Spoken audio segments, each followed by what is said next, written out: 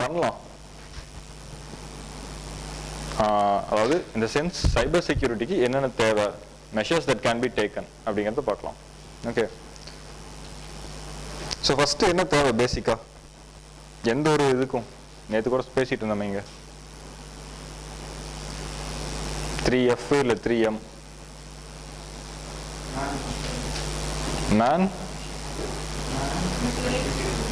Man மணி material, right? இல்லைன்னா finance functionaries. பாருங்க எல்லா கதையும் சொல்லணும். சரி, ரைட். அப்போ இங்க என்ன தேவை? சரி, 3Mனு வச்சுக்கோங்க. மேன் மணி மெட்டீரியல். என்னென்ன தேவை? ஃபர்ஸ்ட் மெட்டீரியல் சொல்லுங்க. மெட்டீரியல் என்ன வேணும்? ஃபர்ஸ்ட் மணி வேணும், பேசிக்கா ஃபினான்ஸ் இருக்கணும். ஓகே, ஃபினான்ஸ் போக வேற என்ன மெட்டீரியல் என்ன வேணும்? அது மேன். மெட்டீரியல் கேட்குறேன், கேட்கல. ஹார்ட்வேர். ஓகே, இன்ஃப்ராஸ்ட்ரக்சர் இன் ஜெனரல், அதில் ஹார்ட்வேர் வேணும், சாஃப்ட்வேர் வேணும். வேற ஏதாச்சும் வேணுமா?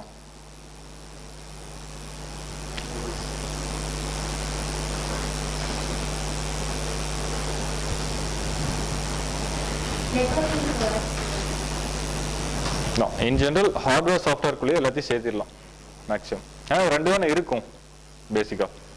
இதுக்குள்ள என்னென்ன தேவைப்படும் அப்படின்ட்டு என்ன சொல்லலாம். இப்போ இதில் வந்து சிஏ நெட் சொன்னால கிரிட்டிக்கல் இன்ஃபர்மேஷன் இன்ஃப்ராஸ்ட்ரக்சர் அப்படிம்பாங்க. ஸோ இதுதான் முக்கியம்.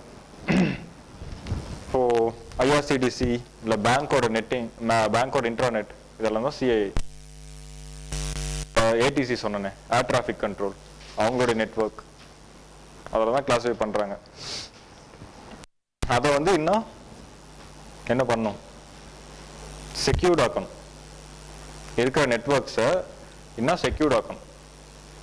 இன்டர் கனெக்டிவிட்டி வந்தே தீரும், அதை எதுவுமே பண்ணவே முடியாது. they will be connecting at some point to the outer space, சைபர் ஸ்பேஸில். இதை எப்படி செக்யூர் பண்ணுறோம் அப்படிங்கிறது தான் விஷயமே. இது சொன்ன அந்த குளோப் எக்ஸாம்பிள் தான். எந்த இடத்துல வீக்காக இருக்கோ அந்த இடத்துல இட் பிரேக் இன்.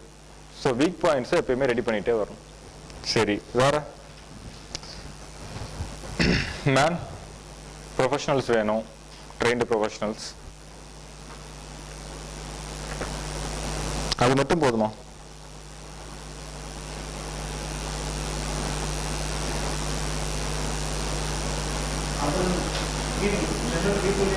அதேதான், ஜென்ரல் பீப்புளோட அவேர்னஸ், அதுவும் மேன்ல தான் சேர்த்தணும். ஸோ அந்த டெக்னாலஜிக்கல் அவேர்னஸும் சோஷியல் அவேர்னஸும் எந்த லெவலில் இருக்கு அப்படிங்கிறது முக்கியம் இந்த இடத்துல.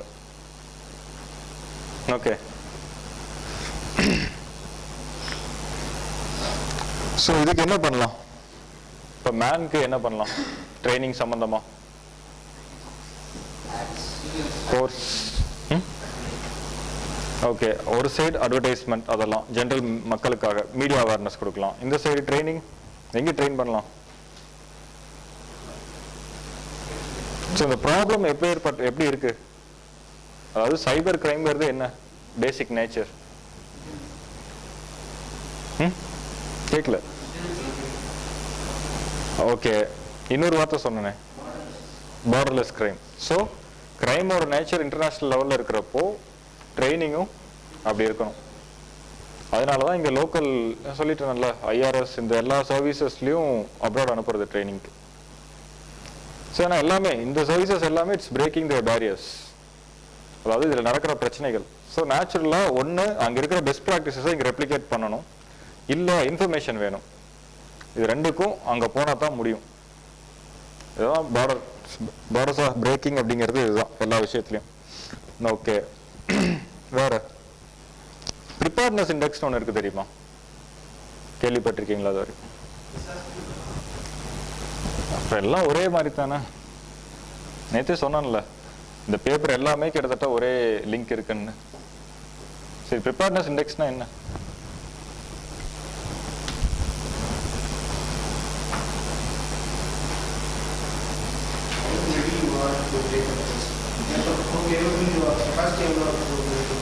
அதேதான், நம்மளுடைய கெப்பாசிட்டி லெவல் எவ்வளோ இருக்கு ஒரு பேஸ்ல இருந்து அப்படின்ட்டு பார்க்கறது. ஒவ்வொரு செக்டார்ஸ்லையும் அதே மாதிரி ஒவ்வொரு விஷயத்துலையும் இப்போ இந்த மேன் மணி மெட்டீரியல் சொன்னேன்ல அதுலேயே ஒவ்வொன்றிலையும் பார்ப்பாங்க. ஸோ ஒவ்வொன்றிலையும் நம்ம எவ்வளோ பண்ண முடியும், என்ன பண்ணிட்டு இருக்கோம், what is our potential, what are we doing அப்படிங்கிறத செக் பண்ணிகிட்டே இருப்போம். ஸோ தட் ஈஸியாக தெரிஞ்சிடும். இதுதான் இண்டிகேட்டர்ஸ் அப்படிங்கிறது. ஸோ இந்த இடத்துல இது will work as an indicator இப்படி ஏதாச்சும் ஒன்று இருக்கிறப்போ. ஸோ இந்தியாவை பொறுத்த வரைக்கும் எல்லாமே இருக்காது. ஸோ நம்ம லெவல் தெரியும்ல, இன்னொரு கண்ட்ரி அது கொடுக்குறப்போ அவங்க எப்படி இருக்காங்க, நம்ம எப்படி இருக்காங்கன்னு தெரியும். அந்த குளோபில் இப்போ எந்த இடத்துல வல்லரபுள்னு தெரிஞ்சிடும். சிம்பிள். ஓகே, இன்னொன்று வந்து ஐடி சப்ளை செயின் சொன்னோம்ல, அதை வந்து செக்யூரிட்டைஸ் பண்ணணும், ஸ்ட்ரென்தன் பண்ணணும்.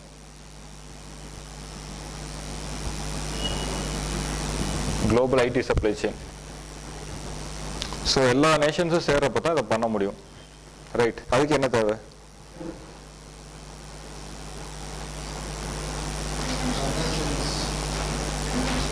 கன்வென்ஷன்ஸ். ஓகே, கன்வென்ஷன்ஸ் மட்டும் போதுமா? ஐடி சப்ளை செயின் யார் பண்றா? கன்வென்ஷன் யாருக்கு முதல்ல? இன் ஜெனரல் ஸ்டேட்டுக்கு. ஐடி சப்ளை செயின் மேனேஜ் பண்றது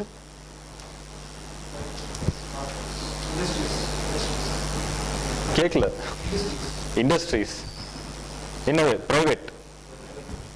அப்ப கவர்மெண்ட்க்கு இது இப்போ கன்வென்ஷன் கொடுத்து என்ன பண்ண முடியும்? புரியுதா? இந்த இடத்துல நேஷனல் கிராஸ் பண்றீங்க அப்படின்னா ரெகுலேட்டர் ஒர்க் ஆகாது. உள்ள டொமஸ்டிக் மேட்டர்ஸ்க்கு மட்டும்தான் ஒர்க் ஆகும், ரெகுலேட்டர் ஒர்க் ஆகாது. ஸோ பிரைவேட் இனிஷியேட்டிவ் வரணும். ஓகே, பிரைவேட் இனிஷியேட்டிவ் எப்படி கொண்டு வரலாம்?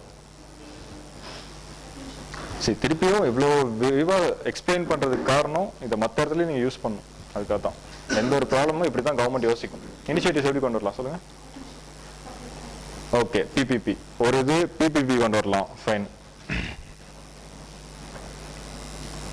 வேற?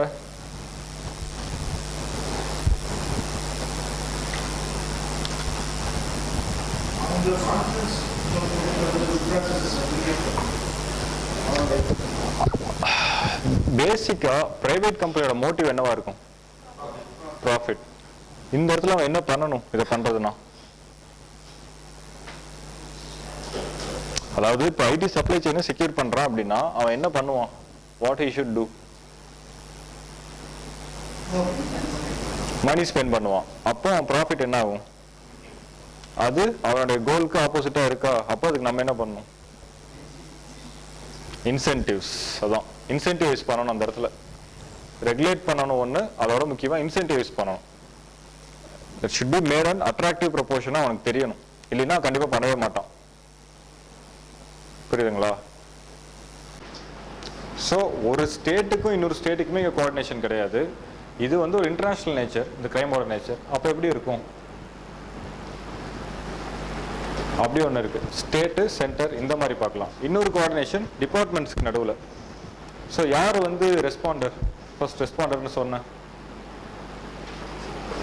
நாடல் point, sorry CERT-In. So CERT-In எந்த இதில் இருக்கு டிபார்ட்மெண்ட்ல? சாரி கேட்கல.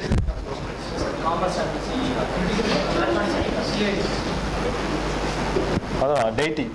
ஓகே, டெய்டியில் இருக்கு. ஸோ சர்டன் டெய்டிக்கு கீழே இருக்கு, அது மட்டும்தான் இருக்கு. அப்படின்னா எப்படி மற்ற டிபார்ட்மெண்ட்ஸ் எப்படி கோஆர்டினேட் பண்ணும்? Okay, computer emergency response team of India. அதான் CERT-In computer emergency response team. இதுதான் வந்து இங்க வந்து நோடல் ஏஜென்சின்னு வச்சுக்கோங்க. ஒரு அட்டாக் நடக்குது அப்படின்னா இப்போ வரைக்கும் இவங்க கண்ட்ரோலில் தான் இருக்கு. ஐ மீன் ஒரு அட்டாக் நடந்துச்சுன்னா தே வில் பி த ரெஸ்பாண்டர்ஸ். இப்போ அங்கே எப்படி சொன்ன என்டிஎம்ஏ அந்த மாதிரி. ஃபைன். ஸோ இப்போ என்டிஎம்ஏ எப்படி இருக்கு? அப்படி பார்த்தாலே உங்களுக்கு தெரிஞ்சிடும். என்டிஎம்ஏ எப்படி இருக்கு? யார் ஹெட் பண்றா? Prime minister. Prime minister head பண்றாரு, ரைட்? ஸோ அதுக்கு கொடுக்குற இம்பார்ட்டன்ஸ் அவ்வளோ. அதாவது ஒரு தனி பாடியா வெளியே வச்சிருக்கோம், எந்த டிபார்ட்மெண்ட்டுக்கு இல்லாம. அப்படி இருந்தா தான் அந்த டிபார்ட்மெண்ட்டுக்கு ஈக்குவல் ஸ்டேட்டஸ் இருக்குன்னு அர்த்தம். ஃபைன். ஒரு டிபார்ட்மெண்ட்டுக்கு கீழே ஒரு ஏஜென்சியா இருந்தால் அது எப்படி இருக்கும்? முதல்ல இவங்க டிபார்ட்மெண்ட்டே அவன் சமாளிக்க முடியாது, நீயும் ஒரு சப்டிவிஷன் அப்படிங்கிற மாதிரி தான் பார்ப்பாங்க. ரைட். இதுவே போச்சா சென்ட்ரல் கவர்மெண்ட்குள்ளே இருக்கிற டிபார்ட்மெண்ட்ஸ்லேயே பார்க்க முடியல, அப்படிங்க ஸ்டேட் கவர்மெண்ட்டை பார்க்கறது சிம்பிள். இன்டர்நேஷ்னல் லெவலுக்கு எப்படி போகிறது? டிசாஸ்டர் மேனேஜ்மெண்ட்க்கு ஒரு நல்ல ஸ்ட்ரக்சர் வச்சுருக்கோம். So NDMA, SDMA, DDMS, national, state, districts. இங்கே அப்படிலாம் எதுவுமே இல்லை, இங்கே தேவை இல்லை ஆக்சுவலி ஸ்பீக்கிங். ஆனால் இது வந்து ஒரு இண்டிபெண்டன்ட் ஏஜென்சியாக இருந்ததுன்னா it will be working better. இங்கே அதுக்கான இது கம்மி, ஸ்கோப் கம்மியாகுது. இப்போ இன்னொரு முக்கியமான விஷயம் PPP இல்லைன்னா ரொம்ப கஷ்டம். ஏன்னா கவர்மெண்ட்னால ஆன்டிசிபேட் பண்ண முடியாது என்ன த்ரெட்டுன்ட்டு. அதே மாதிரி அட்டாக் ஆக போகிறது ப்ரைவேட் பார்ட்டிஸ் இல்லையா? ஸோ ரெண்டு பேருமே வல்லரபிள். ஸோ அவன் தான் டார்கெட், அவங்க அங்கே தான் எவால்வ் ஆகும் சுச்சுவேஷன்ஸ் ப்ரைவேட் இதில். ஏன்னா கவர்மெண்ட் இதில் ஒன்றும் அவ்வளோ பெரிய செக்யூரிட்டி லெவல்ஸ் இருக்காதுல்ல. And he will be always in touch current level என்ன அப்படின்ட்டு.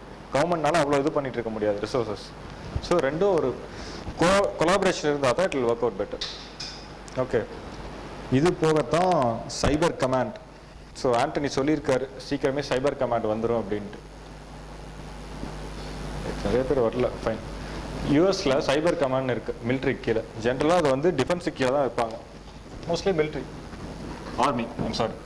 ஸோ சைபர் கமாண்ட் எதுக்கு அப்படின்னா they will be the commanders. Entire things will be under them. ஒரு சைபர் அட்டாக்னா they will respond first of all. எல்லாம் ஒரு professionalism இருக்கணும் அப்படிங்கிறதுக்காக. இன்னும் இது இங்கே வரல.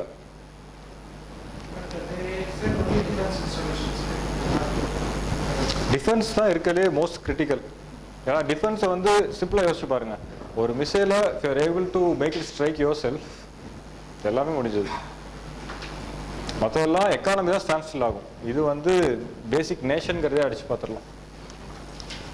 அவன் வந்து தான் திருப்பியும் இந்தியாவோட இது தான் இன்ஃப்ளூயன்ஸ் பண்ணணுன்னு கிடையாது. பாகிஸ்தான் இதையோ இல்லை வேற ஒரு சின்ன கண்ட்ரியோட டிஃபென்ஸ் சிஸ்டம் அவன் வந்து இன்ஃப்ளூயன்ஸ் பண்ண முடிஞ்சாலே போதும், வெரி ஈஸி. அதனால சைபர் கமாண்ட் முக்கியம். இது இன்னும் கொண்டு வரல, இதுதான் பேசிக் மெக்கானிசம்.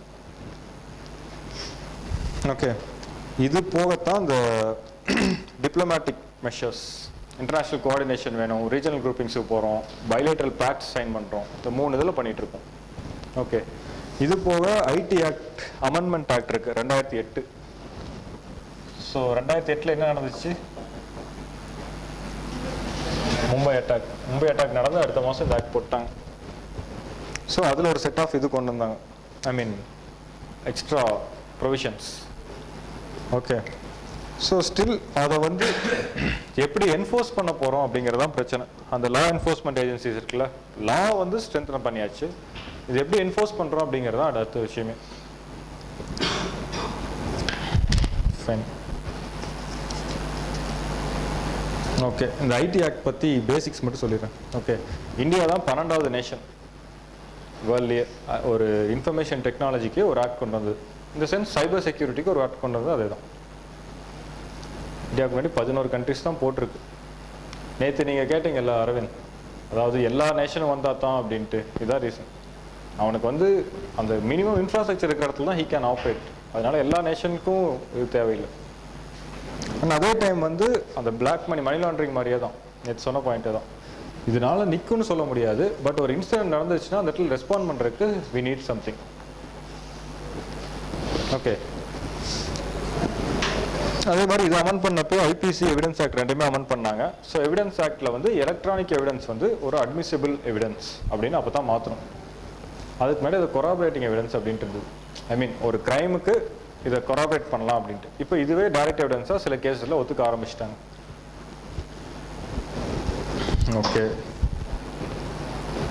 இன்னொன்று வந்து இதில் 75 இருக்குது செக்ஷன். ஓகே, ஐ மீன் 75th செக்ஷனில் என்னன்னா, இதுதான் எக்ஸ்ட்ரா டெரிட்டோரியல் ஜூரிஸ்டிக்ஷன் அப்படிம்பாங்க. அப்படின்னா அதே தான். இல்லை, நம்ம டெரிட்டரியில் நடக்கலினாலும் இங்கே இருக்கிற ஒரு சிஸ்டமோ ஒரு நெட்வொர்க்கோ அதுக்கு யூஸ் ஆகிருந்தாலோ இல்லை அது அஃபெக்ட் ஆகிருந்தாலோ ஆட்டோமேட்டிக்காக இங்கே இருக்கிற கோர்ட்ஸ்க்கு வந்து ஜூரிஸ்டிக்ஷன் வந்துடும் இந்த இடத்த பொறுத்த வரைக்கும். அதாவது ஜென்ரலாக கோர்ட்ஸ் வந்து எப்படி ஜூரிஸ்டிக்ஷன் இருக்கும், இப்போ இந்தியானா இந்தியாவுக்குள்ள நடக்கிற கிரைம்ஸ் தான், அதான் டெரிட்டோரியல் ஜூரிஸ்டிக்ஷன். இப்போ சுப்ரீம் கோர்ட்டோட டெரிட்டோரியல் ஜூரிஸ்டிக்ஷன் இந்தியா ஃபுல்லாக. மெட்ராஸ் ஹைகோர்ட் அது, கொல்கத்தா ஹைகோர்ட் வெஸ்ட் பெங்கால் அந்தமான், அதான் டெரிட்டோரியல் ஜூரிஸ்டிக்ஷன் அப்படிங்கிறது. இந்த இடத்துல கிரைம்ஸை பொறுத்து சில டைம் எக்ஸ்ட்ரா டெரிட்டோரியல் ஜூரிஸ்டிக்ஷன் கிடைக்கும். இப்போ ஐபிசி சொன்னேன் இல்லையா, இப்போ ஒரு இந்தியன் வந்து யூஎஸ்ல சாகிறா அப்படின்னா அந்த இதை கூட எடுத்துக்கலாம், ஏன்னா பாதிக்கப்பட்டது Indian. If is going to commit a crime or if is going to be victim of a crime of is part of a crime அப்படின்னாலே வந்துடும். அப்போ இந்த டெரிட்டரி அடி வாங்கும். இந்த இடத்துல அதே விஷயம் வந்து இப்படி வருது. ஸோ ஒரு சிஸ்டமோ இல்லை நெட்ஒர்க்கோ இன்வால்வ் ஆச்சு அப்படின்னாலே வில் ஹேவ் பவர்ஸ். திருப்பியும் பேப்பரில் இருக்கிறது தான், நீங்கள் இருக்கிற கேஸ்க்கே ஆளை தேட முடியாது, இது போய் எந்த நாட்டில் தேடுறது இதெல்லாம். ஸோ இந்த மாதிரி கிரைம்ஸ் நடக்கிறப்போ அதான் லா என்ஃபோர்ஸ்மெண்ட் ரொம்ப வீக். இதை பொறுத்த வரைக்கும் இந்த செல்ஃபோன் திருடனை தான் கடைசி வரைக்கும் நம்மளால பிடிக்க முடியும், இன்டர்நேஷ்னல் கோஆபரேஷன் இல்லைன்னா. சிம்பிள், நைஜீரியாவிலேருந்து ஒரு ஸ்கேம் ஆரிஜினேட் ஆகுது, இல்லை மிடில் ஈஸ்ட் ஆரிஜினேட் ஆகுது, இல்லை இந்த ஈஸ்ட் யூரோப்பியன் கண்ட்ரிஸ், எப்படி போய் பிடிக்கிறது? இல்லை பிடிக்கிற அளவுக்கு ஒர்த்தாக அவ்வளோ செலவு பண்ணி போய் வந்து எல்லா விஷயங்களையும் பார்க்க வேண்டியதாக இருக்குல்ல. What are you going to pay to get what you need? Risk to benefits ratio தான். அதனால் ஆட்டோமேட்டிக்காக சைலண்ட் ஆகிடுறாங்க கொஞ்ச நாளில் பார்த்துட்டு. ஓகே, இன்னொன்று வந்து 66F வரிசையாக செக்ஷன்ஸ் தான். This may help. இதெல்லாம் ஃபர்ஸ்ட் வந்து சைபர் டெரர் அப்படிங்கிற வார்த்தையே உள்ளே வருது. சைபர் டெரருங்கிறத கவர்மெண்ட் ரெக்கக்னைஸ் பண்ணுது அப்படிங்கிறது இந்த மாதிரி ப்ரொவிஷன்ஸை பார்த்தா தான் தெரியும்.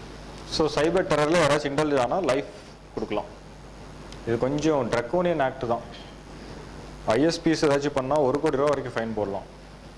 ஒரு இண்டிவிஜுவலுக்கு 10 லட்சமோ 20 லட்சமோ பயங்கர பவர்ஸ் கொடுத்துருக்காங்க அதில்.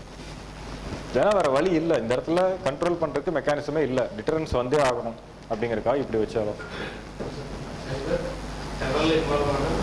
Life imprisonment.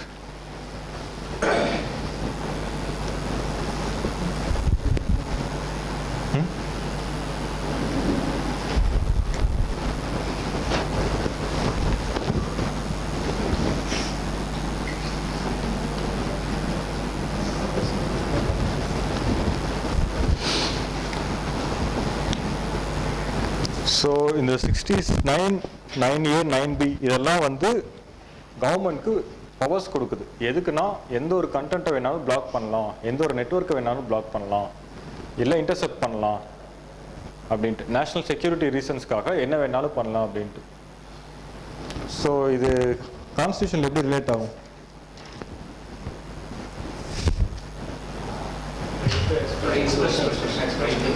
ரைட் டு எக்ஸ்பிரஷனுக்கா இல்லை அதோட reasonable restrictions? Reasonable restrictions. Freedom of speech and expression, not right. Okay, right வேறு, ஃப்ரீடம் வேறு. சரி, இன்னொன்று 70A. 70Aல வந்து அந்த சிஐஐ அப்படிங்கிறத டிஃபைன் பண்ணிட்டோம்.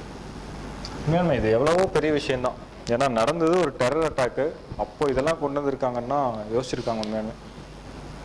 சிஐனா கிரிட்டிக்கல் இன்ஃபர்மேஷன் இன்ஃப்ராஸ்ட்ரக்சர்.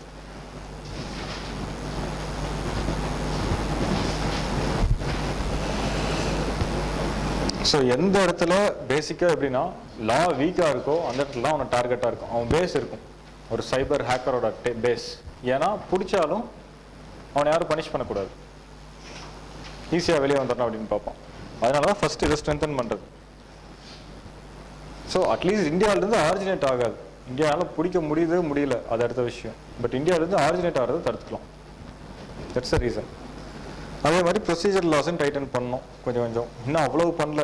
அதாவது இப்போ எப்படின்னா காக்னிசபிள், நான் பெயிலபிள் தெரியும்ல, அன்னைக்கு சொல்லியிருக்கேன்ல பெயிலபிள் நான் பெயிலபிள்னா என்னன்ட்டு. ஸோ ஒரு வாரண்ட்டு இருந்து அரெஸ்ட் பண்ணால் என்னது இல்லை, காக்னிசபிளா நான் காக்னிசபிளா? காக்னிசபிள் அஃபென்ஸ்னா வாரண்ட் இல்லாமல் அரெஸ்ட் பண்ணலாம். நான் காக்னிசபிள் அஃபென்ஸ்னா வாரண்ட் வேணும். ஸோ வாரண்ட் யார்கிட்ட போய் வாங்குவீங்க? மேஜிஸ்ட்ரேட் கிட்ட வாங்கணும். ஓகேங்களா? இதான் காக்னிசபிள் நான் காக்னிசபிள் அப்படிங்கிறது. சீரியஸ் அஃபென்சஸ் எல்லாம் காக்னிசபிள். ஒரு கொலை நடக்குதுன்னா அவன் தப்பிச்சிடுவான், அதுக்கெல்லாம் காக்னிசபிள் அஃபென்சஸ். கொலை, ரேப்பு, கிட்னாப், இந்த மாதிரி ஹையர் ஆர்டர் கிரைம்ஸ். காக்னிசன்ஸ்னா knowledge. So when I come to know of the crime, I as an officer can arrest him immediately. ஆக்சுவலாக நான் ஆஃபீஸர்ன்ட்டு கிடையாது, பப்ளிக்காக அரெஸ்ட் பண்ணலாம். சிஆர்பிசி அப்படி தான் இருக்கும். ஏன்னா போய் கோர்ட்டுக்கு போகிறக்குள்ளே அவன் தப்பிச்சிருவான், நேச்சுரல். அதுக்காக அதே சின்ன கிரைம்ஸ், நியூசன்ஸு, செருப்பு திருடுறவன், இதெல்லாம் இருந்ததுன்னா நான் காக்னிசபிள். சிவில் கேசஸ், இந்த மாதிரி விஷயங்களுக்கு நான் காக்னிசபிளாக இருக்கும். ஸோ அப்போ போய் மேஜிஸ்ட்ரேட் கிட்ட ஒரு வாரண்ட் வாங்கிட்டு வரணும் அரெஸ்ட் பண்ணுறதுக்கு. பெயிலபிள், நான் பெயிலபிள்னா ரெண்டுலேயுமே அரெஸ்ட் கன்ஃபார்ம். பெயிலபிள்னா அந்த போலீஸ் ஆஃபீஸர் கன்சர்ன் அவரே வந்து பெயிலில் விட்டுடலாம். நான் பெயிலபிள்னா நீங்கள் போய் கோர்ட்டில் தான் பெயில் வாங்கணும்.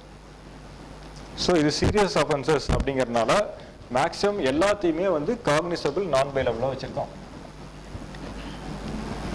ஸோ காக்னிசபிள், நான் பெயிலபிள் அஃபென்சஸ் தான் அதிகம் இதில். ஏன்னா அவனை பார்க்குறதே பெருசு, பார்த்த உடனே அரெஸ்ட் பண்ணிடணும் first of all. Non bailable கோர்ட்டுக்கு போனால் தான் இவங்களுக்கு என்ன ஐடியா. புரியுதுங்களா? இதுதான் ப்ரொசீஜர் லாஸை டைட்டன் பண்ணுறது அப்படிங்கிறது. இதுதான் இந்தியாவை பொறுத்த வரைக்கும். ஓகே,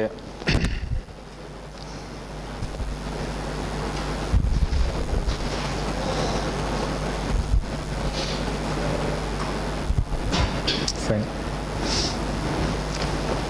66A ஞாபகம் இருக்கா சொன்னது? என்னது? டிஃபமேஷன். இதுலேயே டிஃபமேஷன். இப்போ என்ன பிரச்சனைனா இதுக்கும் இது சார் அதான் 66A போடுவாங்க. ஸோ அதுவும் காக்னிசபிள், நான் பெயிலபிளாக இருக்கிறது தான் பிரச்சனை அந்த இடத்துல. அதே வந்து ஒரு டிஃபமேஷன் 499, 500 ஐபிசியில் போடுறப்போ அது அப்படி கிடையாது. விஜயகாந்த் என்ன பண்ணுறாரு? கோர்ட்டுக்கு தானே போயிட்டு வந்துட்டு இருக்காரு, அரெஸ்ட் பண்ணலையே அவரை. அதான் வித்தியாசம். ஸோ இது வந்து ட்ரக்கோனியன் அப்படிங்கிறாங்க. ஆனால் மற்ற இடத்துல இது ஹெல்ப்ஃபுல்லாக இருக்கும், அட்லீஸ்ட் இன் ஃபியூச்சர். அப்போ தெரியும். சரி,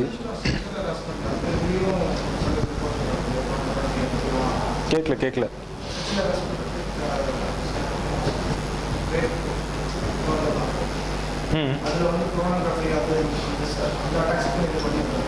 என்னவோ பண்ணியிருக்காங்க. இல்லை, என்ன பண்ணியிருக்காங்க அப்படிங்கிறீங்க?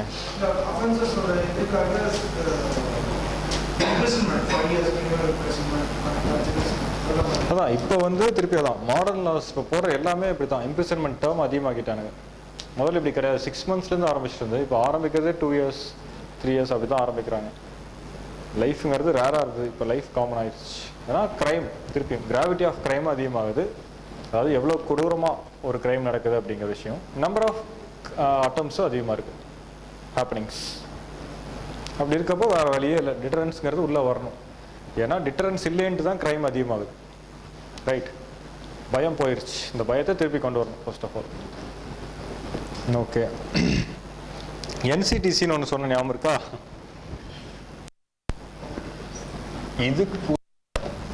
இதுக்கு லிங்க் இருக்கணும், ஆனால் இல்லை இப்போ வரைக்கும். ஏன்னா என்சிடிசியே ஃபர்ஸ்ட் ஆஃப் ஆல் இல்லை.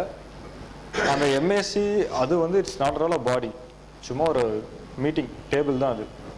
இந்த இடத்துல இதுக்கு மீட் பண்ணால் it will be very easy. ஏன்னா இது ஒரு சோர்ஸ் அவென்யூ தானே, டெரர் அட்டாக் பண்ணுறதுக்கும் அவென்யூ, இன்ஃபர்மேஷன் வர்றதுக்கும் அவென்யூ. ஸோ அது வந்து என்சிடிசி கூட இருக்கிறப்போ அவங்களுக்கு இன்ஃபர்மேஷனும் கிடைக்கும். அங்கே அட்டாக் பண்ண வரோம் அப்படின்னு நினச்சா அதையும் கவுண்டர் பண்ண முடியும். இதையும் நம்ம இது வரைக்கும் என்சிடிசிக்கே வழியை காணா அப்படிங்க இதெல்லாம் யோசிக்கிறது. நேஷ்னல் கவுண்டர் சென்டர் சொல்லுங்க. National counter terrorism centre. So India லெவலில் ஒரு சிங்கிள் பாடி டெரரிசமை கவுண்டர் பண்ணுறதுக்கு, அதாவது ஸ்டெப்ஸ் எடுக்கிறது, ப்ரிவென்ட் பண்ணுறதுக்கு. ஃபைன், சரி. ஒன்று நம்ம 2 விஷயத்தை நம்பி இருக்கிறோம் இப்போ வரைக்கும். ஒன்று வந்து இந்த ஐடி ஆக்ட், இன்னொன்று ஐஎஸ்பிஸ். ஐஎஸ்பிஸ்னா இன்டர்நெட் சர்வீஸ் ப்ரொவைடர்ஸ். ஸோ என்ன பண்ணுறோம் அப்படின்னா, எது வந்தாலும் இவங்களுக்கு பாஸ் பண்ணிடுது. பாசிங் த பக் அப்படிங்கிறது இங்கே தான் நடக்குது. எந்த ஆர்டர் கவர்மெண்ட் ஜட்ஜ் கொடுத்தாலும் ஜுடிஷியரி கொடுக்குற ஆர்டர் எல்லாம் இவங்களுக்கு கொடுத்துறது. ஏன்னா இவங்க மட்டும்தான் விசிபிள் அந்த இடத்துல ஒரு பாடியா. ஓகே, ஸோ இப்போதைக்கு இவங்க தான் பாயிண்ட் ஆஃப் கான்டாக்ட். இவங்க ஆல்ரெடி அப்போஸ் பண்ண ஆரம்பிச்சிட்டாங்க, எல்லாத்துக்கும் எங்களே பிடிக்கிறீங்க அப்படின்ட்டு. ஸோ என்ன பண்ணுவாங்க இவங்ககிட்ட? அது சிம்பிளாக சொல்கிறதுனா 2 விஷயம். ஒன்று, இவங்க வந்து ஆக்டிவாக கொல்யூட் பண்ணியிருக்கணும். ஆக்டிவ் கொல்யூஷன் அப்படிம்பாங்க க்ரைமில். அதாவது இவங்களே பார்ட்டிசிபேட் பண்ணுறது, ஒரு க்ரைம் நடக்குது, ஹேக்கிங் நடக்குது அப்படின்னா. இல்லை, 2வது, இவங்களுக்கு தெரியாமல் நடக்கிறதுக்கு சான்சஸ் கம்மி. ஏன்னா every information goes through them. Okay, சிம்பிளாக சொல்கிறதுனா, கேபிள் ஒரு சேனல் வருது, கேபிள் ஆப்ரேட்டருக்கு தெரியாமல் சேனல் வந்துருமா? ஏதாச்சும் அவனுக்கு கண்டிப்பாக தெரிஞ்சிருக்கணும்ல எப்படி நடக்குதுன்ட்டு. ஒன்று அவனே போட்டிருக்கணும், இல்லை எங்கிருந்து வருதுன்ட்டு அவனுக்கு தெரியணும். அதான் கேபிள் ஆப்ரேட்டர் தான் இங்கே ஐஎஸ்பி. சிம்பிளாக பார்த்தோம்னா கண்டிப்பாக இருக்கணும்ல. அப்படியும் இல்லை, அவனுக்கும் தெரியாமல் உள்ளே வந்துச்சுன்னா அவனால் ஈஸியாக ஃபைன் பண்ண முடியும். அதனால தான் ஐஎஸ்பிஸ் உள்ள எடுத்துக்கணும். ஆனால் என்ன ஆயிடுச்சுன்னா, இப்போ ப்ராக்டிக்கல் ப்ராப்ளம் என்னன்னா, அந்த லா என்ஃபோர்ஸ்மெண்ட் ஏஜென்சி, ஜுடிஷியரி யாருமே மாற மாட்டேங்கிறாங்க. எல்லாத்தையும் இவங்ககிட்ட கொடுத்துட்றாங்க, எல்லாம் மேலே இருக்கவங்க பார்த்துப்பான்ட்டு. ஸோ இவங்கள க்ரஷ் பண்ண தேர் கிரம்பிளிங். இவங்களால அது எப்படி ஒர்க் அவுட் ஆகுதுன்னு பார்த்தீங்கன்னா, திருப்பியும் இப்போ ஏர்டெல் இவங்க எல்லாருமே ஐஎஸ்பி வச்சுருக்காங்க, ஓகேங்களா? அவனால் அஃபோர்ட் பண்ண முடியும். தனியாக ஒரு வெர்டிக்கல் இதுக்குன்னே ஆரம்பித்து அவன் ஸ்பெண்ட் பண்ணுவான். திருப்பி சன் டிடிஹெச் பண்ணுற மாதிரி பண்ணலாம். சன் டிடிஹெச் வந்து அவன் ஒரு சேனல் ட்ராக் பண்ணணும் அப்படின்னா பண்ண முடியும். லோக்கலில் கேபிள் நடத்துகிறவன் எப்படி அவ்வளோ ரிசோர்ஸ் கமிட் பண்ணுவான் எல்லாத்தையும் சர்வைல் பண்ணுறதுக்கு? ஸோ இப்போ ஸ்மால் பிளேயர்ஸ் அடி வாங்குறாங்க. இதுதான் இந்த இடத்துல இருக்க ப்ராக்டிக்கல் ப்ராப்ளம், டிஃபிகல்ட்டி இம்ப்ளிமெண்டேஷனில். புரியுதுங்களா? அவங்ககிட்ட எக்கனாமி ஆஃப் ஸ்கேல் அப்படிங்கிறது இருக்குது. அவனால் 10 பேர் வச்சு இதை மட்டும் பார்க்க முடியும். இங்கே மொத்தமே 10 பேர் தான் வேலை செய்வோம். அதில் யார் அனுப்புறது? அதான் ஐஎஸ்பிஸ் கிட்ட இருக்கிற பிரச்சனை. இன்னொன்று அந்த டிஜிட்டல் ஃபோரன்சிக்ஸ் அப்படியே சொன்னது தான். ஃபாரன்சிக்ஸ், சைபர் ஃபாரன்சிக்ஸ்ங்கிறதே வளரல. இதில் டிஜிட்டல் ஃபாரன்சிக்ஸ் ஒன்றுமே கிடையாது. டிஜிட்டல் ஃபாரன்சிக்ஸ்னால் அந்த எவிடன்ஸ் திருப்பியும் என்ன பண்ணாங்க அப்படின்ட்டு. இங்கே இன்னொன்று என்ன பிரச்சனை அப்படின்னு பார்த்தீங்கன்னா, எவிடன்ஸ் எப்பயுமே சின்ன குட்டி லெவலில் தான் இருக்கும். அது என்ன, ஒரு ப்ரோக்ராம் இஞ்சி போனால் என்ன ஒரு எம்பிஸில் தானே இருக்கும். அதை தேடி பிடிக்கணும். ஃபர்ஸ்ட் ஆஃப் ஆல் அவன் வந்து மேக்ஸிமம் செல்ஃப் டிஸ்ட்ரக்டிங் மோடில் தான் இருக்கும். இந்த ஃப்ளேம்க்கு இப்போ வரைக்கும் அது தெரியாதுல்ல கோட்.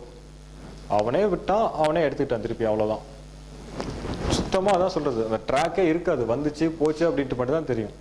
எங்கே இருந்தது, என்ன பண்ணுச்சுன்னு டிஸ்ட்ரக்ஷனை வச்சு தான் அவங்களால கண்டுபிடிக்க முடியும் எது போயிருக்கு அப்படின்ட்டு. So there will be no trail, மார்க்ஸே இருக்காது. ஃபுட் பிரிண்ட்ஸ் அப்படிங்கலாம், அந்த மார்க்ஸே இருக்காது பாக்கி. ஸோ அப்படி இருக்கிறப்போ அது ஃபர்ஸ்ட் ப்ராப்ளம். 2வது, சின்ன ஃபைலாக இருக்கிறப்போ இட்ஸ் வெரி திருப்பியே தான் ஊசியை வந்து பில்லுக்குள்ளே போட்டு தேடுற மாதிரி தான். பெரிய இடத்துல ஒரு சின்ன பொருளை தேடுற மாதிரி கண்டுபிடிக்கிறது ரொம்ப கஷ்டம். அதனால டிஜிட்டல் ஃபாரன்சிக்ஸ் டெவலப் ஆகணும். நம்ம ஊரில் அப்படின்னா என்னன்னே தெரியாது. ஓகே, ஸோ இந்த 79ல் இன்னொன்று, ஓகே ரைட், 79 செக்ஷன் இருக்குது. அதில் வந்து இந்த ஐஎஸ்பியோட ரோல் என்ன அப்படின்ட்டு டிஃபைன் பண்ணிவிட்டு, அவங்களுக்கு வந்து கம்ப்ளீட் லைபிலிட்டி கிடையாது, அப்சல்யூட் லைபிலிட்டி அப்படிம்பாங்க. எது நடந்தாலும் பொறுப்பு அப்படின்னு கிடையாது, பட் லிமிட்டட் லைபிலிட்டி இருக்குது அப்படின்னு கொண்டு வந்தோம். திருப்பி இது லீகல் கான்செப்ட். அப்சல்யூட் லைபிலிட்டினா இப்போ எனக்கு கீழே என்ன நடந்தாலும் நான் தான் பொறுப்பு. லிமிட்டட் லைபிலிட்டினா எனக்கு தெரிஞ்சு நடக்கிறதுக்கு மட்டும் நான் பொறுப்பு. நான் வந்து ஆக்டிவாக சப்போர்ட் பண்ணலாம், இல்லை அப்போஸ் பண்ணியிருக்கலாம், ஆனால் எனக்கு தெரிஞ்சுதான் நடக்குது அப்படின்னா நான் தான் பொறுப்பு. அதுதான் லிமிட்டட் லைபிலிட்டி அப்படிங்கிறது.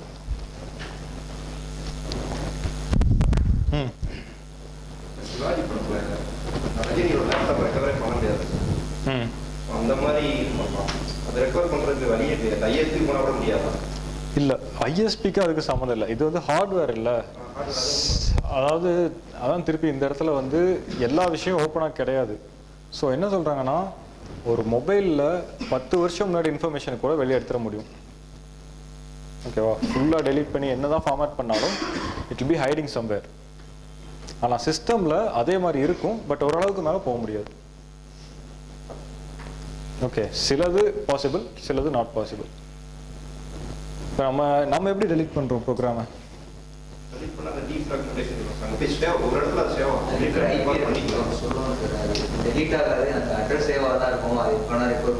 அதே தான், பட் அதுக்கும் சாஃப்ட்வேர்ஸ் இருக்கு. அந்த உள்ள ஸ்டோர் ஆகிருக்கிறதையும் திருப்பி டெலீட் பண்ணுறதுக்கு சாஃப்ட்வேர்ஸ் இருக்கு. Complete deletion. ஆமாம், அவ்வளோ எதுக்குங்க? ஃபிசிக்கலாக டெஸ்ட்ராய் பண்ணிட்டா என்ன பண்ண முடியும்? அவ்வளோதான், நான் தண்ணியில் போட்டால் போதும், எரிச்சு புதைக்கவெல்லாம் வேண்டாம், முடிஞ்சது இல்லை. அது இல்லாமல் தான் இப்போ இந்த ஃப்ளேம் வைரஸே பாருங்க, ஃப்ளேம் இன்னொன்று என்னது, ஸ்டக்ஸ்நெட்.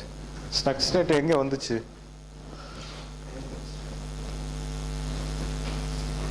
ஸ்டக்ஸ்நெட் ஃப்ளேம் 2 வைரஸ் வந்து தெரியும்ல, நான் பாட்டுக்கு திருப்பி கிரீக் அண்ட் லாட்டின் ஆயிடக்கூடாது எல்லாம். ஸோ ஃப்ளேம் எங்கே வந்துச்சு, ஸ்டக்ஸ்நெட் எங்கே வந்துச்சு?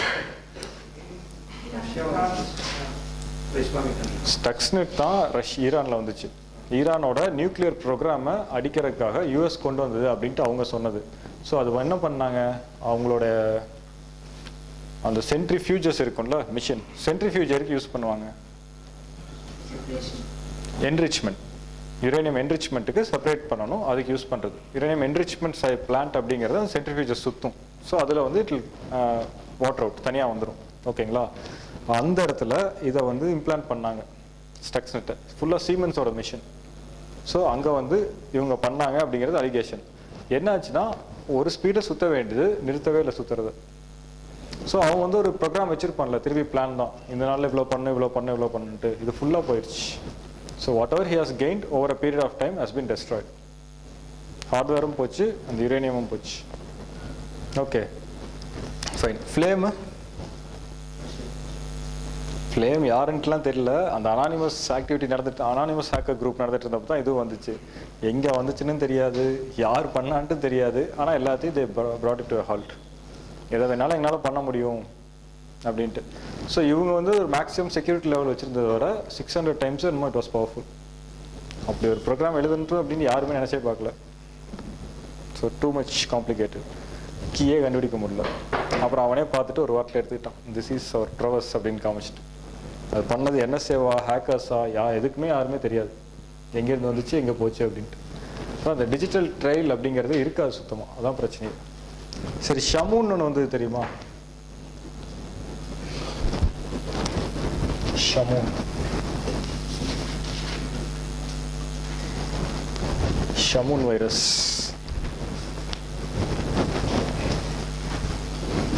இது வந்து அந்த ஸ்டக்ஸ்நெட் வந்ததுல, அதுக்கு வந்து வெஞ்சன்ஸா ஈரானியன் குரூப் பண்ணது அப்படின்னு சொன்னாங்க. சவுதி ஆராம்கோன்னு ஒரு கம்பெனி இருக்கு, கேள்விப்பட்டிருக்கீங்களா? ஆயில் ஜெயிண்ட், இங்கே ஷெல் இது மாதிரி சவுதியில் வந்தால் பெரிய கம்பெனி. ஸோ அந்த கம்பெனியோட மொத்த இதையும் ஹேக் பண்ணாங்க. ஹேக் பண்ணி எல்லா இடத்துலையும் இந்த வைரஸ் உள்ள. ஸோ மொத்தமாக இருந்த டேட்டா அத்தனையுமே வைப்ட் அவுட். இப்போ நீங்கள் சொன்னீங்கல்ல பண்ண முடியும் அப்படின்ட்டு, எதுவுமே பண்ண முடியல. அதுக்கப்புறம் ஃபுல்லாக புது சிஸ்டம் ஆயிடுச்சு எல்லாம், மொத்த நெட்வொர்க்கும். எல்லாத்தையும் எடுத்துகிட்டு ஒரே ஒரு இது மட்டும், ஒரு யூஎஸ் ஃப்ளாக் பேர்ன் ஆகிற மாதிரி அந்த ஒரு ஃபோட்டோ மட்டும் போட்டு போயிடுச்சு. அதுக்கு அதே மாதிரி தான், கீ கண்டுபிடிக்க முடியல, எங்கேருந்து வந்துச்சுன்னு தெரியல. அதான் திருப்பியும் நான் நேற்று சொன்ன எக்ஸாம்பிள் தான். ஒரு வீட்டில் ஏகப்பட்ட வாசல் இருந்ததுன்னா நேச்சுரலாக யார் உள்ளே வரா யார் வெளியே போகிறானே தெரியாது. அதான் இன்டர்நெட். அந்த வாசல் இருக்கிறங்காட்டி தான் எல்லாரும் ஆக்சஸ் பண்ண முடியுது. ஆனால் அதே டைம் மானிட்டர் பண்ண முடியாது. அது உள்ளே வந்து தான் நம்ம அதுக்குள்ளே நம்ம டெரிட்டரிஸை பிரித்து வச்சுருக்கோம் அந்த வீட்டுக்குள்ளே. அதுதான் பிரச்சனையே. ஸோ இங்கே வராதா அப்படின்ட்டு யாரையும் சொல்ல முடியாது. You're part of it. Shamoon virus கொஞ்சம் ஃபேமஸ். பெருசாக அது நியூஸ்லேயே வரல, ஏன்னா செம பல்பு எல்லாத்துக்கும். அது ஈரான்னால இவ்வளோ பெரிய அட்டாக் நடத்த முடியுமா அப்படிங்கிற மாதிரி ஒரு கேள்வி வந்துச்சு அப்போ.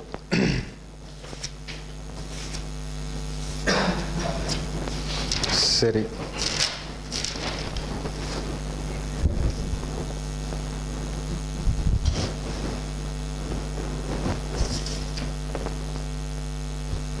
இது போக உங்களுக்கு லைசன்ஸ் கொடுக்குறப்பையும் இந்த விஷயம் வருது.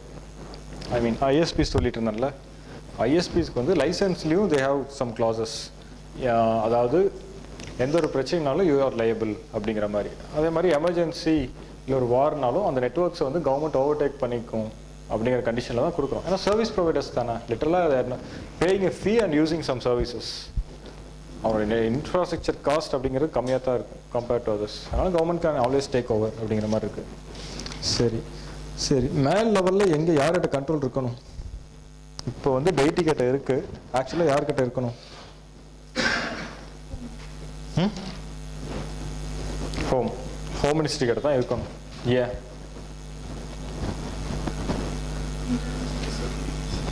Security issue.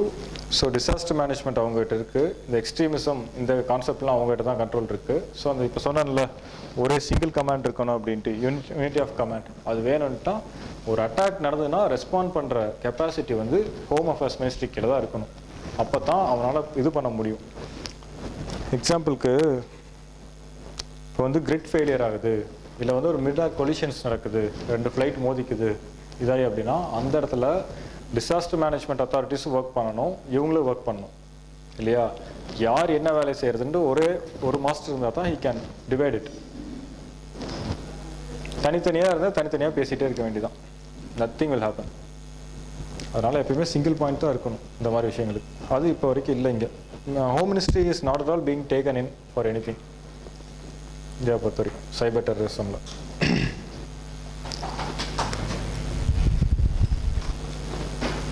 ஓகே, அதே மாதிரி டிசாஸ்டர் மேனேஜ்மெண்ட்க்கும் இதுக்கும் எந்த லிங்க்கும் கிடையாது இந்தியாவை பொறுத்த வரைக்கும். ஸோ யூஎஸ் சிஸ்டம் எப்படி பார்த்தோம், எல்லாம் ஒரே இதுதான். யாருக்கு கீழே? டிஹெச்எஸ் கீழே, department of homeland security. Manmade, natural, cyber, எல்லாமே ஒரே அத்தாரிட்டி தான். ஸோ என்ன நடந்தாலும் அவனுக்கு தெரியும் எல்லாமே தே ஆர் கெட்டிங் யுனைடெட் அப்படின்ட்டு. ஸோ இவனுக்கு தேவை அந்த இடத்துல டிஸ்ட்ரக்ஷன் காஸ் பண்ணணும், அது எப்படி வேணாலும் இருக்கலாம். ஸோ அதுக்கான ரெஸ்பான்ஸும் அப்படி இருந்தால் மட்டும்தான் யூ கேன் டேக்கிள் இட். இந்தியாவில் இன்னும் அந்த அளவுக்கு திங்கிங் வரல. டிசாஸ்டர் மேனேஜ்மெண்ட்டுக்கு இதுக்குன்னா எதுவுமே கிடையாது லிங்கே. சரி, இது போக national information security assurance programme அப்படின்ட்டு ஒன்று இருக்கு. National info security assurance programme அவங்க வச்சிருக்கிறதே 2-3 தான், அது இது ஒன்று.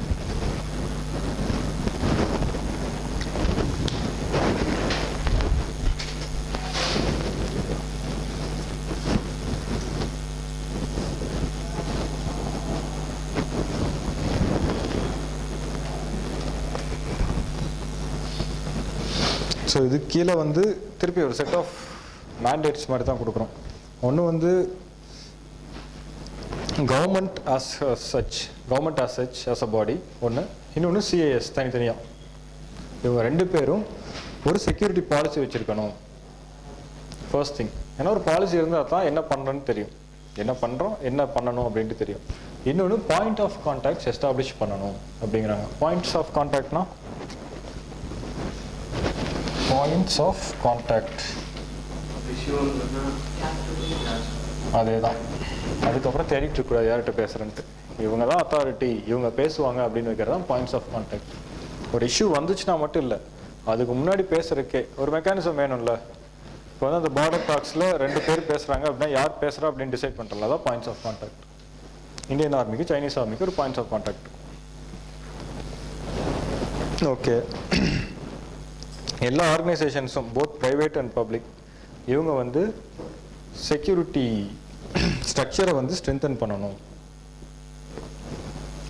அதே மாதிரி எந்த ஒரு செக்யூரிட்டி இன்சிடென்ட் நடந்தாலும் சர்டனுக்கு இன்ஃபார்ம் பண்ணணும். இது ஏன்?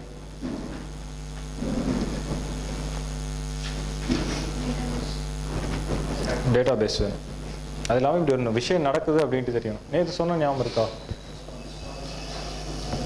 இல்லை, ரிப்போர்ட் பண்ண மாட்டாங்க ப்ரைவேட் அப்படின்ட்டு, ஏன்னா that will bring down the credibility, அதனால பண்ண மாட்டான். அப்படி இல்லாமல் ஓப்பன்னஸ் ப்ரொமோட் பண்ணால் தான் பண்ண முடியும் அப்படிங்கிறதுக்காக இது. அதே மாதிரி சர்டன் தான் அந்த ஒரு பேனல் ஆஃப் ஆடிட்டர்ஸை கிரியேட் பண்ணணும் அப்படிங்கிறாங்க. இது பண்ணிட்டு இருக்காங்க ஆக்சுவலாக. எதுக்கு ஆடிட்டர்ஸ்? என்ன ஆடிட்டர்ஸ், எதுக்கு ஆடிட்? கொஞ்ச நேரத்துக்கு முன்னாடி கூட சொன்னானே, செக்யூரிட்டி ஆடிட். அந்த செக்யூரிட்டி ஆடிட்க்கு ஒரு செட் ஆஃப் ஆடிட்டர்ஸ் வேணும், அதை வந்து இவங்க ஒரு பேனல் கிரியேட் பண்ணணும். It's already being ton. Okay, அதே மாதிரி தேர்ட் பார்ட்டி ஆடிட் வந்து எல்லாத்துக்குமே இருக்கும். So internal audit, third party audit தெரியும்ல. தேர்ட் பார்ட்டி ஆடிட் கண்டிப்பாக இருக்கணும். இண்டிபெண்டன்ட் ஆடிட் அப்படிங்கிறது ஆர்கனைசேஷனே பண்ணுறதா இல்லாமல் வெளியே இருந்து ஒருத்தன் பண்ணால் தான் he will know the things better, அவன் இன்னொரு ரிவ்யூ கொடுப்பான் அப்படிங்கிறதுக்காக கொண்டு வருது. எதுவும் ஃப்ராட் நடக்கக்கூடாது இதில் அப்படின்ட்டு. அதே மாதிரி பீரியாடிக் ரிப்போர்ட்ஸ், இது வந்து எல்லா ஆர்கனைசேஷனும் பண்ணணும். இந்த இடத்துல இது ஒரு நான் இதாகவே வச்சுருக்காங்க. சர்டினும் பண்ணணும், ரிப்போர்ட்ஸ் கொடுக்கணும் டிபார்ட்மெண்ட்டுக்கு. இந்த ஆர்கனைசேஷன்ஸ் ஒவ்வொன்றும் ப்ரைவேட் அண்ட் பப்ளிக் அவங்களும் சர்டினுக்கு ரிப்போர்ட்ஸ் கொடுக்கணும், இதெல்லாம் பண்ணுறோம் இதெல்லாம் பண்ணுறோம். So these are the things இந்த ப்ரோக்ராம் கீழே நம்ம பார்க்குறது. இன்னொன்று வந்து 2001 2 இது வந்து இண்டோ யூஎஸ் சைபர் செக்யூரிட்டி ஃபோரம்னு. இப்போ வரைக்கும் நம்ம அவங்களோட தான் we are collaborating.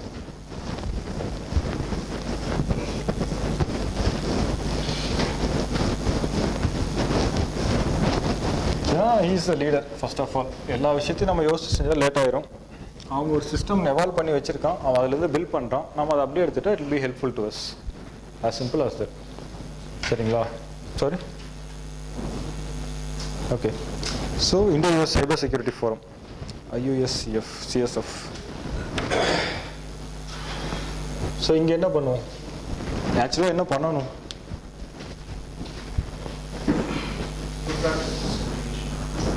அது பண்ணுவோம். சிஏஎஸ் எப்படி மேனேஜ் பண்ணுறது, சிஏஎஸ் தான் மெயின் டார்கெட் ரெண்டு பேர்த்துக்குமே. ஏன்னா அவன் ஃபுல்லி நெட்ஒர்க்டு இல்லை கண்ட்ரி, நம்மளோட has more vulnerability. Okay. So இது கீழே தான் information sharing and analysis centre அப்படிங்கிறது வந்துச்சு, ISAC, info sharing and analysis centre. இது எதுக்குன்னா ஹேக்கிங்கை கண்ட்ரோல் பண்ணுறதுக்காக, ஆன்டி ஹேக்கிங் மெஷர்ஸ். ஸோ எது பெரிய கண்ட்ரி ஹேக்கிங்கில் அஃபெக்ட் ஆகிறது?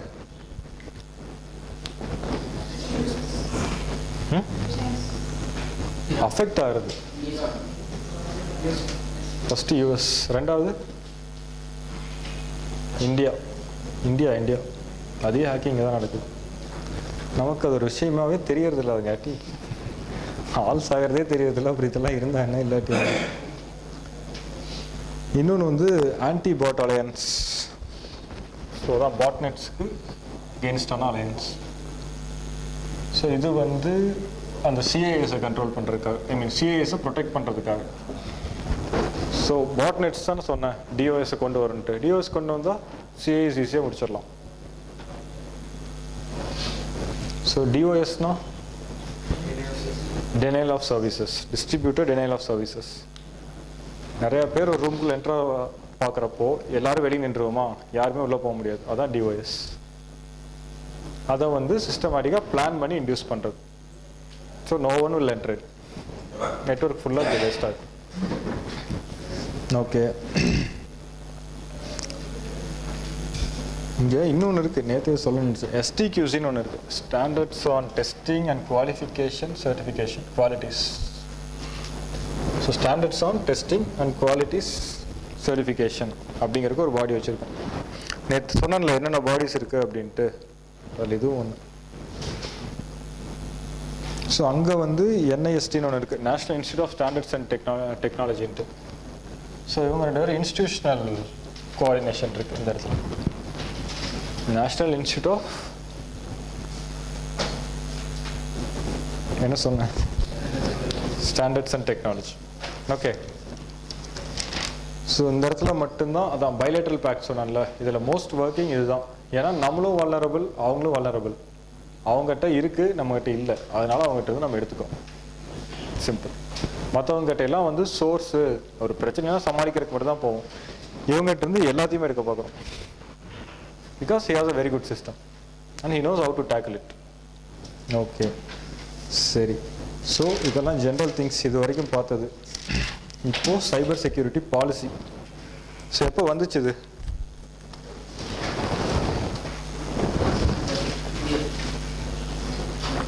இப்போ வந்துச்சு, ஒரு 1 month இருக்குமா சம்பர்? 18 அது இன்டர்நெட் பாலிசின்னு நினைக்கிறேன். 98 நேற்று சொன்னதா, ஜூலை 2ஆம் தேதி வந்துச்சு. இன்னைக்கு இப்போ வந்ததுங்க இந்த மாதம்.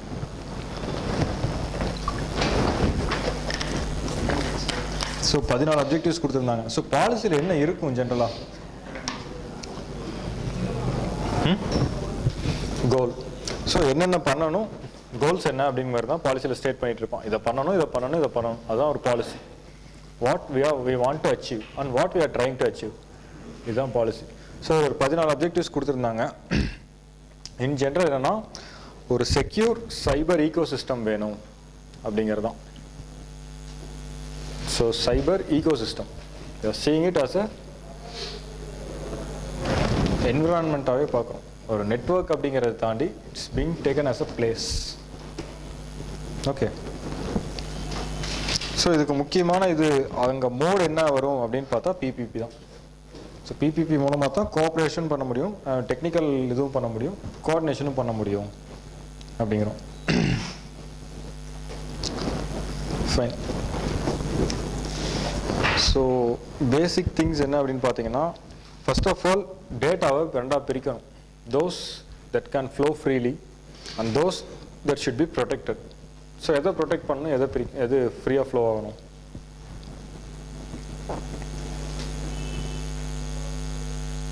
டேட்டாவே ரெண்டாக கிளாஸிஃபை பண்ணலாம். ஒன்று வந்து ஃப்ரீ ஃப்ளோ இருக்கணும் ஒரு செட் ஆஃப் டேட்டா, இன்னொரு டேட்டா வந்து it should be completely protected அப்படிங்கிறோம். Classified and sensitive datas should be protected, rest all should flow freely. அதை எப்பயுமே பிளாக் பண்ண ட்ரை பண்ணக்கூடாது, ஏன்னா அதுவே ஒரு ரீசன் ஆயிரும். ஓப்பன் சோர்சிங் கேட்கறதுக்கு அதுவும் ஒரு ரீசன் தானே. எல்லாத்தையும் பிளாக் பண்ண தான் there be demanding. Stress and எஃபெக்ட்னு ஒன்று இருக்குது.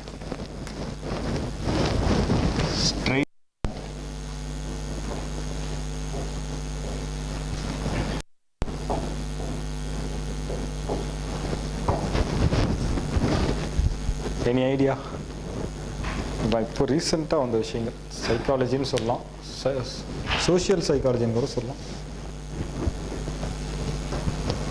ஸ்ட்ரெய்சான்ங்கிறது ஓப்ரா வின்ஃப்ரே மாதிரி ஒரு பர்சன், யூஎஸில் ஒரு ஃபேமஸ் என்டர்டெயின்மெண்ட் பர்சனாலிட்டி. ஓகேங்களா? இவங்க ஒரு வீடு கட்டினாங்க மாலிபூ அப்படிங்கிற ஊரில். ஸோ அந்த வீடு வந்து யாரும் பார்க்கக்கூடாது அப்படின்ட்டு she was trying to shield, யாரும் ஃபோட்டோ எடுக்கக்கூடாது அப்படின்ட்டு. கடைசியில் பார்த்தா அந்த மாதம் அதிக தேடப்பட்ட விஷயம் இதுவாக மாறிடுச்சு. ஓகே, என்ன ரீசன்? எந்த ஒரு விஷயத்தையுமே மறைச்சி வைக்கத்தான் கியூரியாசிட்டி அதிகமாகும். அதான் ஸ்ட்ரெஸ் அண்ட் எஃபெக்ட். ஸோ அது ஃப்ரீயாக இருக்கிறப்போ அதை பற்றி யோசிக்கவே மாட்டான். அதை நீங்கள் கொடுக்க மாட்டேன்னு சொல்கிறப்ப தான் இந்த ஜட்ஜஸ் அசட்ஸ் மாதிரி தான், அதை பற்றி கேட்கவே மாட்டாங்க யாருமே. அதை நான் கொடுக்க மாட்டேன் அப்படின்னு சொல்கிறப்ப தான் எல்லாரும் தேட ஆரம்பிப்போம். அதாவது stress and effect. Curiosity again சிம்பிளாக சொல்கிறது தான். சரி,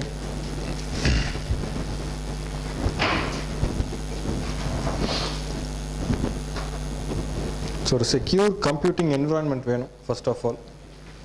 அதே மாதிரி ஸ்டேக் ஹோல்டர்ஸ்க்கு கைட்லைன்ஸ் வேணும் இந்த இடத்துல. ஸோ ஸ்டேக் ஹோல்டர்ஸ் யார் யார்?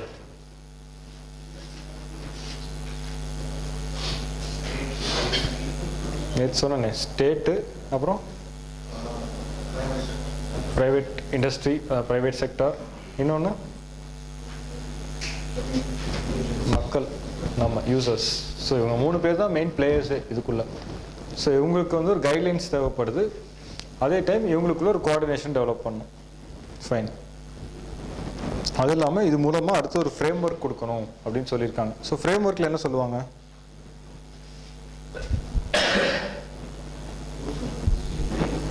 டூஸ் அண்ட் டோன்ட்ஸ், எப்படி பண்ணணும், என்ன பண்ணணும், எப்படி கோஆர்டினேட் பண்ணணும், அது ஒரு காம்ப்ரிஹென்சிவாக இருக்கும், எல்லா விஷயங்களும் உள்ளடக்கினதாக இருக்கும். So framework is do's and don'ts in general. Okay, so இது வந்து டொமஸ்டிக் இதாகவும் இருக்கணும், அதர் சென்ஸ் இன்டர்நேஷ்னல் லெவலில் இது பண்ணுறதுக்கும் பார்க்கணும் இந்த frame work working. Okay, right. இதில் ஒரு புது ஃபீச்சர் என்ன, ஒரு மெக்கானிசம் க்ரியேட் பண்ணணும். எதுக்குன்னு பார்த்தீங்கன்னா, ஐசிடி இன்ஃப்ரா இருக்குல்ல, ஐசிடி இன்ஃப்ரானா என்ன? ஐசிடினா என்ன? ஸோ இது ரிலேட்டடான இன்ஃப்ராஸ்ட்ரக்சர் இருக்குல்ல, அதுக்கு வர த்ரெட்ஸுக்கு ரிலேட்டடான இன்ஃபர்மேஷனை கலெக்ட் பண்ணுறதுக்கு ஒரு மெக்கானிசம் வேணும் அப்படின்னு கொண்டு வராங்க. புரியுதா? ஐசிடி இன்ஃப்ராஸ்ட்ரக்சருக்கு என்ன த்ரெட்ஸ் வருதோ அதுக்கு எங்கெங்கிருந்து த்ரெட்ஸ் வரும் அதை பற்றி இன்ஃபர்மேஷன் கலெக்ட் பண்ணணும் இல்லையா, அதுக்கு ஒரு மெக்கானிசம் வேணும். ஏன்னா ஒவ்வொரு நாளும் எவால்விங், புதுசாக த்ரெட்ஸ் வருது. ஸோ அது த்ரெட்ஸோட நேச்சர் தெரியணும், சோர்ஸ் தெரியணும், பொட்டன்ஷியல் தெரியணும். இதுக்கு எந்த மெக்கானிசம் கிடையாது. சிம்பிளாக சொல்கிறதுனா ஒரு டேட்டா பேஸ், ஒரு ஸ்பெசிஃபைட் டேட்டா பேஸ் இதுக்கு மட்டும் கிரியேட் பண்ணணும். ஏன்னா அது தெரிஞ்சால் தான் என்ன பண்ண முடியும்,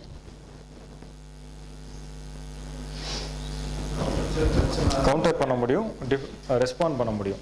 ஓகே, ஸோ இது மாதிரி வேற எங்கே வச்சுருக்கோம்? வேற ஏதோ இதே மாதிரி படித்தோமே, டிசாஸ்டர் மேனேஜ்மெண்ட்டில் எங்கே படித்தோம்? Okay fine. சரி, செக்யூரிட்டியில்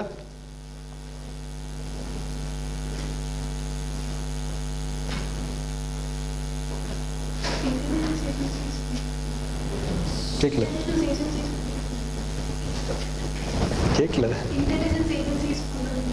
இல்லை, டேட்டா பேஸ் ஸ்பெசிஃபிக்காக இதே மாதிரி ஒரு விஷயம் படித்தோம். என்எஸ்ஜியில் என்ன இருக்குன்னு சொன்னேன், ஞாபகம் இருக்கா? என்ன டேட்டா பேஸ் இருக்கு? NBDC, national bomb database centre. சொன்னான்ல, ஒரு டெரர் அட்டாக் நடந்தால் அந்த இடத்துல என்எஸ்ஜி ஃபர்ஸ்ட் ஆளாக இருப்பான். ஏன்னா எங்கே வேர்ல்டில் எந்த அட்டாக் நடந்தாலும் சரி, அதை பற்றி இன்ஃபோ உங்களுக்கு வந்துடும். அதில் வேறு ஏதாச்சும் புதுசாக பாம் யூஸ் பண்ணுறாங்களா அப்படின்னு பார்க்குறக்கும், எப்படி எக்ஸிக்யூட் பண்ணாங்க அப்படின்ட்டு பார்க்குறக்கும். ஸோ இந்த டேட்டா பேஸ் இருந்தால் தான் அடுத்த நம்ம ரெஸ்பான்ஸை கொடுக்க முடியும்.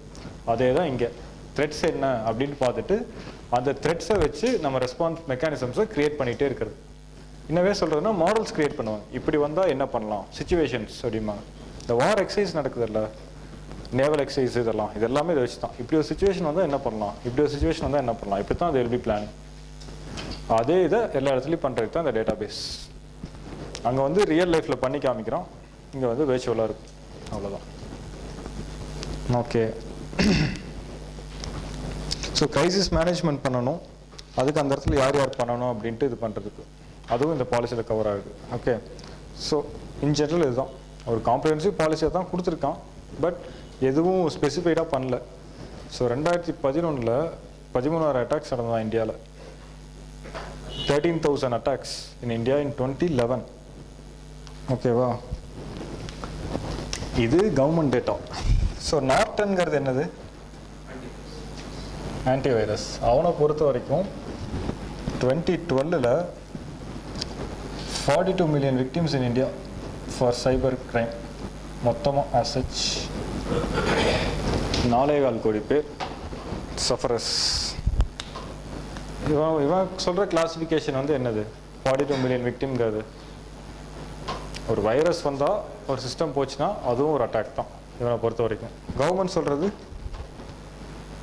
பெருசாக நடந்திருந்தா ஓரளவுக்கு ஒரு நோட்டிசபிள் திங், அதான் இவ்வளோ டிஃப்ரென்ஸ் காமிக்கிறான். ஸோ இதுதான் இப்போ காம்ப்ரிஹென்சிவ். சரி,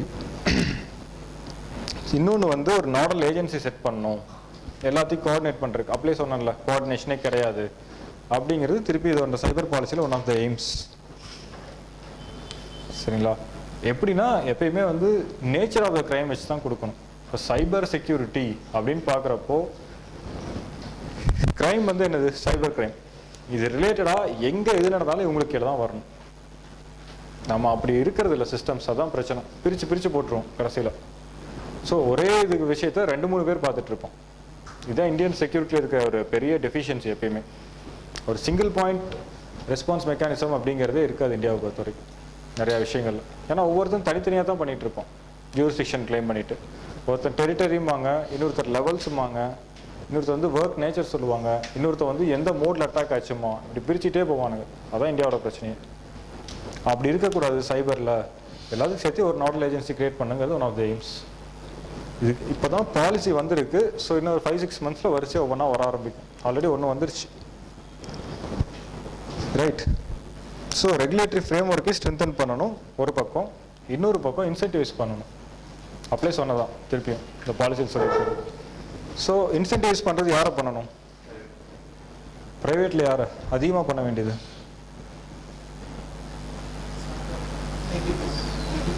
ஓகே, அது வந்து sectors. So scale of the company வச்சு பார்த்தா யாரை பண்ணணும்? ஸ்கேல் டிரான்சாக்ஷன் வால்யூம் அதை வச்சு சொல்கிறேன். சைஸ் ஆஃப் தி இண்டஸ்ட்ரிங்க. நீங்கள் சொல்கிறது செக்டார்ஸ். திருப்பியும் நான் கேட்குறது சைஸ் ஆஃப் தி இண்டஸ்ட்ரி வச்சுப்பாங்கன்னா யாருக்கு பார்க்கணும் அப்படிங்கிறேன்.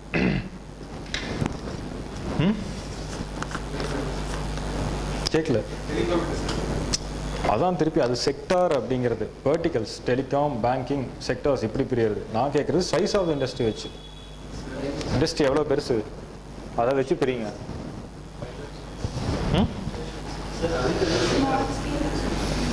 அதே தான் சைஸ்னு பிரிக்கிறப்போ லார்ஜ், மீடியம், ஸ்மால், மைக்ரோ. இதில் யாருக்கு பண்ணணும்? நீங்கள் சொல்கிறதெல்லாம் செக்டார்ஸ். பேங்கிங், டிஃபென்ஸ் அப்படிங்கிறதெல்லாம் விதவிதமான வெர்டிகல்ஸ் இப்படி வரும். டிஃபென்ஸுங்கிறது ஒரு செக்டார், அதுக்குள்ளே ஏகப்பட்டது இருக்கும். பேங்கிங்கிறது ஒரு செக்டார், ஃபினான்ஷியல் சர்வீஸ் கீழே பேங்கிங், அது வெர்டிக்கல். இது வந்து சைஸை வச்சு சொல்கிறேன். புரியுதா? யாருக்கு கொடுக்கணும்? Medium and small scales. Micro use பண்ணுறது இல்லை பெருசாக. அதான் அவங்க பண்ணிப்பாங்கன்ட்டு இல்லை, அவங்களுக்கு வந்து எக்ஸ்பர்டைஸ் தேவை. அந்த இடத்துல கோஆப்ரேஷன் இருக்கணும், ரெகுலேட் பண்ணணும் கவர்மெண்ட். இவங்கள வந்து இன்சென்டிவைஸ் பண்ணலைன்னா இவங்க வளர மாட்டாங்க அதுக்கு மேலே. Medium and small scale. So யாருக்கு என்ன தேவையோ அதான் கொடுக்கணும். ரிலையன்ஸுக்கு வந்து நீங்கள் 1 லட்ச ரூபா கொடுத்தா என்ன பண்ண போகிறான்? மேட்டர் ஆஃப் ஃபேக்டே இல்லை அவனை பொறுத்த வரைக்கும். அவனுக்கு தேவை அந்த இடத்துல எக்ஸ்பர்டைஸ், என்ன த்ரெட்ஸ் பாசிபிள், அதுக்கு கவர்மெண்ட் என்ன பண்ண முடியும், நாங்கள் எந்த இடத்துல இந்த கேப்பை ஃபில் பண்ணுவோம். ரைட். அதுவே எம்எஸ்எம்இஸ்க்கு மைக்ரோ கிடையாது பெருசாக, medium and small scale sectors நிறைய யூஸ் பண்ணுறாங்க. பார்க்குறீங்கல்ல, எஃப்எம்ல ஆட்லாம் வருது அவங்களுக்கு சாஃப்ட்வேருக்கு, அந்தளவுக்கு பாப்புலர். அவங்களும் ஃபுல்லாக நெட்ஒர்க்குள்ளே வர்றாங்க. ஏன்னா இப்போ எதுவும் பண்ண முடியாது, இந்த சைபருக்கு இதுக்குள்ளே வரலினா you'll be at a disadvantage பிஸ்னஸில். ரைட். கால் டாக்ஸிலேருந்து எல்லாமே வந்தாச்சல்ல, அதே தான். ஸோ இந்த இடத்துல அவனால் ஸ்பெண்ட் பண்ண முடியாது, அந்த இடத்துல அவனை இன்சென்டிவைஸ் பண்ணணும். ஸோ டாக்ஸில் ரிபேட்ஸ் கொடுக்கறது, இந்த மாதிரி விஷயங்கள் நடக்கும். ஓகே, அதுக்கு இதில் தான் ஃபஸ்ட் டைம் சொல்லியிருக்காங்க இப்படிலாம் பண்ணணும் அப்படின்ட்டு. இன்னொன்று வந்து த்ரெட்ஸ், சப்ளை செயினில் இருக்கிற த்ரெட்ஸை குறைக்கணும். சப்ளை சொன்னான்ல, ஐடி சப்ளை செயின், அதுக்கு என்ன வேணும்?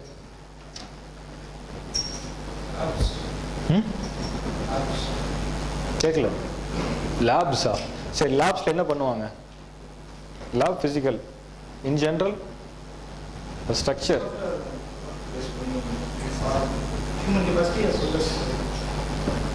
இல்லைங்க, லேபுங்கிறது ஒரு பிளேஸ், அங்கே என்ன நடக்கும்? ஆக்டிவிட்டி கேட்குறேன். ரிசர்ச் அண்ட் டெவலப்மெண்ட், R&D வேணும். ஸோ அதுக்கு தான் லேப்ஸ். ஸோ R&D ப்ரொமோட் பண்ணுறப்ப தான் அட்டாக்ஸை தடுக்க முடியும், சப்ளை செயினை இன்னும் செக்யூர் பண்ண முடியும். ஃபைன். அது இல்லாமல் இந்த ஸ்பெஷலுங்கிறது easy. Okay. So cyber attacks யார்கிட்ட இருந்துலாம் வரலாம்? இந்தியாவோட த்ரெட்.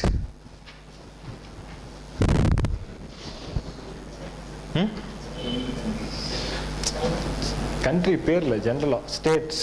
ஓகே, ஸ்டேட்ஸே அட்டாக் பண்ணலாம். வேறு நான் ஸ்டேட் ஆக்டர்ஸ் பண்ணலாம். வேறு okay, anonymous hacker groups.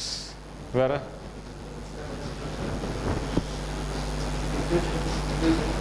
Individual பண்ணலாம், ஒருத்தன் தனியாகவும் பண்ணலாம்.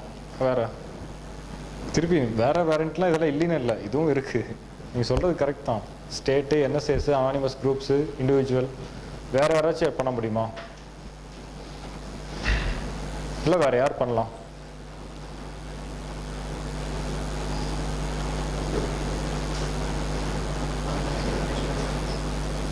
யார் பிளேயர்ஸோ அவங்களே பண்ணுவாங்க. வேறு யார் பிளேயர்ஸ் இங்கே? கார்பரேட்ஸ் வந்து one of the biggest contributors for hacking. இன்னும் சொன்னால நேற்று IPR இங்கே இல்லை, அதனால அந்த பிரச்சனையே கிடையாது நம்ம பொறுத்த வரைக்கும். மற்ற நாட்டில் எல்லாம் இவங்க தான் one of the biggest contributors. அவங்களும் அந்த NSAங்கிற ஸ்ட்ரக்சரை யூஸ் பண்ணிப்பாங்க. ஓகே, நம்ம ஊரில் இன்னும் அந்த அளவுக்கு வளரல அதெல்லாம். இப்போ வரைக்கும் இங்கே மேன் போச்சிங் தான் பெரிய விஷயமா இருக்குது கார்பரேட்ஸ் ரைவல்ரியில். மேன் போச்சிங்னா ஆளை கடத்திட்டு போயிடுறதா? அது middle level, top level management இருக்கவனா தூக்கி போடுறது. So he knows how this system is working. So இங்கே என்ன ஃபால்ட் இருக்குன்னு அவனுக்கு தெரியும், அதை வச்சு ஈஸியாக கவுண்டர் பண்ண முடியும்.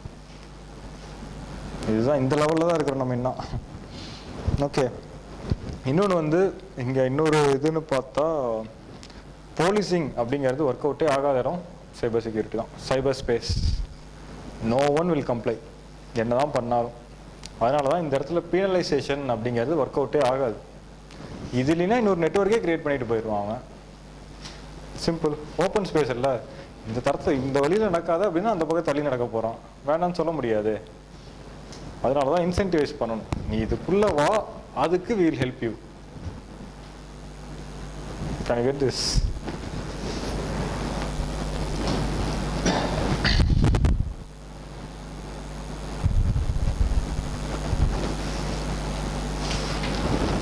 இன்னொன்று வந்து அன்னைக்கு பிஎம்ஏன்னு ஒன்று பார்த்த ஞாபகம் இருக்கா?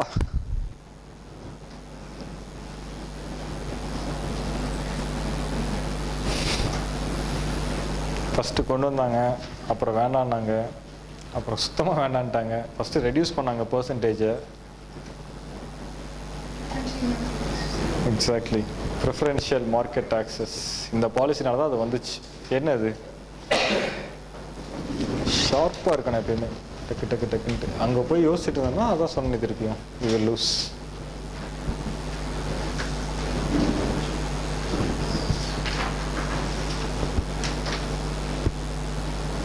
ஓ அப்படின்னா என்ன? டொமஸ்டிக் சோர்சிங், இவ்வளோ பர்சன்ட்டு டொமஸ்டிக் காம்பனன்ட்ஸ் தான் சோர்ஸ் பண்ணணும். அதான் ப்ரிஃபரன்ஷியல் மார்க்கெட் ஆக்சஸ் மேனுஃபேக்சரிங்கில். ஸோ அது கொண்டு வந்தாங்க, அதுக்கப்புறம் அது போயிடுச்சு. ஓகே. ஆனால் இன் ஜென்ரல் என்ன அதோட எய்ம் என்ன? ஏன் அது கொண்டு வந்தோம்?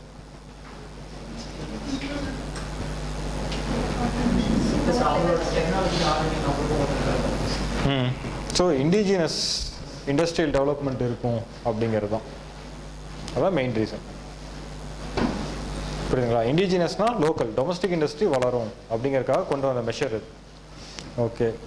ஸோ அது போனது அடுத்த விஷயம். பட் இன் ஜென்ரல் பார்த்தீங்கன்னா டொமஸ்டிக் ஆப்ரேட்டர்ஸ் வர்றப்போ will have a sense of comfort. அது வந்து இன்டர்நேஷ்னல் பிளேயர்ஸ் கிட்ட கண்டிப்பாக நம்ம எக்ஸ்பெக்ட் பண்ண முடியாது. நாளைக்கு அந்த இது சிஸ்டம் பிரேக் டவுன்னாலே அவன் பதில் சொல்ல மாட்டான். நான் எதுக்கு சொல்லணும் அப்படிங்கிற ஆட்டிடியூட் தான் இருக்கணும். மெயின்டெனன்ஸ் வேறு, வெண்டார் வேறு அப்படிம்பாங்க. வெண்டார் விற்கிறவன், மெயின்டெனன்ஸு அதுக்கப்புறம் கான்ட்ராக்டர்ஸ் அதை பார்க்குறவன். இது வேறு அது வேறு தான் அவன் பேசுவான். லோக்கல்லாம் we can make them to understand இதுதான் பிரச்சனை அப்படின்ட்டு. That's the difference. ஓகே. அதே மாதிரி சைபர் இன்டெலிஜென்ஸ் அதையும் வந்து ப்ரொமோட் பண்ணணும் அப்படிங்கிறாங்க. சைபர் இன்டெலிஜென்ஸ்னா எதுக்கு? ஸோ இங்கே இன்டெலிஜென்ஸ் எதுக்கு? செக்யூரிட்டி இந்த மேட்டர்ஸில் இன்டெலிஜென்ஸ் எதுக்கு? இன்டெலிஜென்ஸ் எதுக்குன்னு தாங்க கேட்டேன். இல்லை சும்மா சாதாரணமாக சொல்லுங்கள். கெப்பாசிட்டி பில்டிங் அதெல்லாம் அடுத்தது. இங்கே வந்து லோக்கல் போலீஸ் இன்டெலிஜென்ஸ் இருக்குல்ல, எதுக்கு வச்சுருக்கோம்? இன்டெலிஜென்ஸ் எதுக்கு தேவைப்படுது? த்ரெட்டை டிடெக்ட் பண்ணி ஆன்டிசிபேட் பண்ணுறோம். டிடெக்ட் பண்ணுறதுங்கிறத ஆன்டிசிபேட் பண்ணுறது இது நடக்கும் அப்படின்ட்டு. அதே தான் இங்கேயும் சைபர் இன்டெலிஜென்ஸ் ஒன்று இருந்தால் தானே ஆன்டிசிபேட் பண்ண முடியும். அந்த ப்ரோஆக்டிவ் டிஃபென்ஸ் அப்படின்னு சொன்னேன்ல, அதுக்கு முதல்ல இன்டெலிஜென்ஸ் நல்லா இருக்கணும்ல. எங்கே எது நடக்குதுன்னு தெரிஞ்சால் தானே அதுக்கப்புறம் ரெஸ்பாண்ட் பண்ணுறது. That's a reason.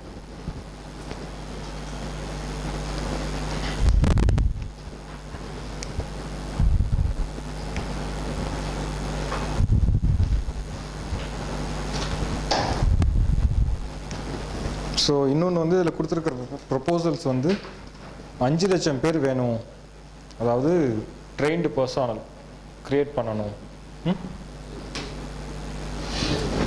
5 lakhs 5 லட்சம் பேர் வேணும் அப்படின்ட்டு. சரி, இந்தியாவில் எத்தனை பேர் இருக்காங்க தெரியுமா? இப்போது 550 பேர் இருக்கான். ஒருத்தனை 1000 பேர் ஆக்கணும் லிட்டரலாக. சைனாவில் 1.25 லட்சம் பேர் இருக்காங்க. அதான் 4 யூனிவர்சிட்டி 1.25 லட்சம் பேர் இருக்கான். யூஎஸில் 90,000 பேர், ரஷ்யாவில் 30,000 பேரும் 40,000 பேரும். ஸோ நம்ம தான் ஹேண்ட்ஃபுல் ஆஃப் பீப்புள் வச்சுட்டே கண்ட்ரோல் பண்ணிட்டு இருக்கோம் எல்லாத்தையும். அவ்வளோ எஃபெக்டிவ் நம்ம. ஓகே. இன்னொன்று வந்து இந்த லேப்ஸ் சொன்னான்ல, அந்த லேப்ஸை எஸ்டாப்ளிஷ் பண்ணணும் அப்படிங்கிறது இன்னொரு பாயிண்ட்டாக சேருது. ஸோ லேப்ஸை திருப்பியும் பார்ப்போம் ஃபுல்லாக. ஸோ இப்போ என்ன பண்ணுறோம் இது போக அப்படின்னு பார்த்தீங்கன்னா, ஓகே இதை ஃபஸ்ட்டு சொல்லலாம்.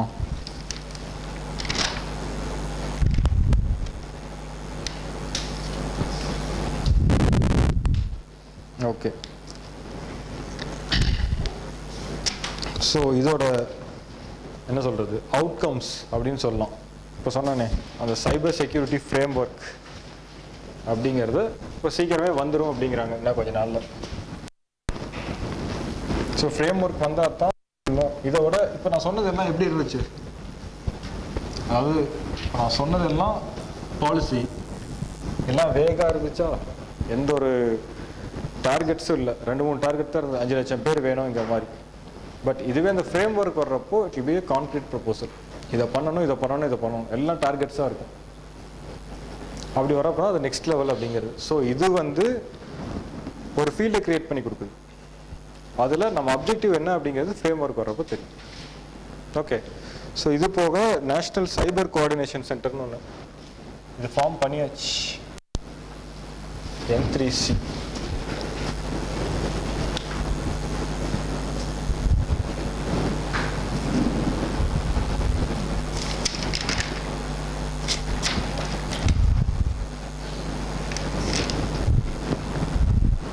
ஸோ NTROவும் ஏர்ஃபோர்ஸ் ஆர்ம்டு ஃபோர்ஸஸும் சேர்ந்து தான் இது மேனேஜ் பண்ணுது. ஸோ NTRO என்னது, நேஷ்னல் என்ன ஏஜென்சி அது, ஐ மீன் என்ன எதுக்கு கீழே வந்தது, எதுக்கு கீழே பார்த்தோம்,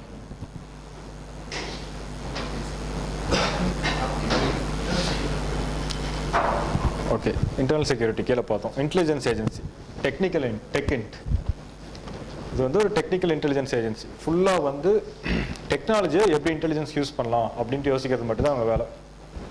ஸோ நம்ம அதை சொல்லிட்டு இருந்தோம்ல 26/11 அட்டாக்ஸ், ஸோ அதெல்லாம் ஹெல்ப் பண்ணாங்க. ஃபுல்லாகவே டெக்இன்ட் மட்டும்தான். ஃபைன், ஆர்ம்டு ஃபோர்ஸஸ் 3மே ஸோ இவங்க கண்ட்ரோலில் தான் இது இருக்கும் N3Cங்கிறது. ரைட்டு, ஸோ என்ன பண்ணுவாங்க அப்படின்னு பார்த்தா மெட்டா டேட்டா ஃப்ளோ இருக்குல்ல அதை வந்து மானிட்டர் பண்ணுவாங்க. ஸோ மெட்டா டேட்டாங்கிறது டேட்டா அபவுட் டேட்டா, அதான். ஸோ எப்படி வந்து மூவ்மெண்ட் இருக்கு அப்படின்னு பார்க்கறது தான் மெட்டா டேட்டா. ஸோ அதோட ஃப்ளோ எப்படி இருக்கு, எந்த மாதிரி இருக்கு, நேச்சரை பார்த்துட்டே இருக்குது. ஸோ மெட்டா டேட்டாங்கிறப்போ மெட்டா பாலிசின்னு இருக்கு, பாலிசி மேக்கிங் எப்படி வரும் அப்படின்னு பார்க்கறது தான் மெட்டா பாலிசி. அதே மாதிரி இது meta data. So knowing about something. Fine, so இந்த இடத்துல வந்து பேசிக்காக எப்படி ஃப்ளோஸ் இருக்குன்னு பார்த்துட்டே வருவாங்க. இன்னொன்று வந்து த்ரெட் அசஸ்மெண்ட், அது இவங்க பண்ணுவாங்க. பண்ணிட்டு அதில் கிடைக்கிறத ஷேர் பண்ணுவாங்க, இன்ஃபோ ஷேரிங் அதுக்கு பேர். So they will assess something whether there is a threat, அதை வந்து மற்ற ஏஜென்சிஸ் கூட தே வில் பி ஷேரிங். ஓகேங்களா? இது போக வந்து இந்த சிஐஏ சொன்னேன்ல, அதில் வந்து த்ரெட் மேனேஜ்மெண்ட்டும் மிட்டிகேஷனும் இவங்க தான் பார்ப்பாங்க. எல்லா சிஐஎஸ்ன்னு சொல்ல முடியாது, இதெல்லாம் கவர் ஆகலையோ அதெல்லாம் இப்போதைக்கு as of no.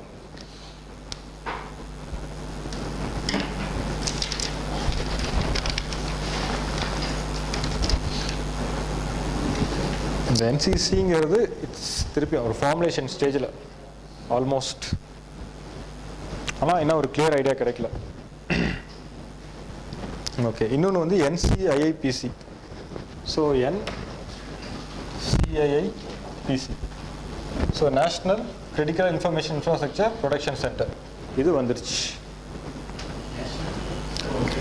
National critical information infrastructure, அதாவது CII ப்ரொடெக்ஷன் சென்டர். ஸோ அவங்க வேலை என்னவா இருக்கும்? as the name says. Okay, நேற்று சொல்லிட்டு இருந்தேன்ல இந்த இடத்துல 24/7 ஏஜென்சியே கிடையாது அப்படின்ட்டு. இது 24/7 agency. they work at the clock and round the year. So ஒரே வேலை தான், செக்யூரிட்டி த்ரெட்ஸை கவுண்டர் பண்ணணும். அதுவும் முக்கியமாக ஸ்ட்ராட்டஜிக் ஏரியாஸில். ஓகே, ஸோ ஸ்ட்ராட்டஜிக் ஏரியாஸ் என்னென்ன? அந்த ஃப்ரண்டியர்ஸ் 5 ஃப்ரண்டியர்ஸ் நேற்று பார்த்தோம்ல, எங்கெங்கெல்லாம் வார்க்கு பாசிபிலிட்டி இருக்குன்னு ஒரு ஃப்ரண்டியர் சொன்னேங்க. என்னென்ன?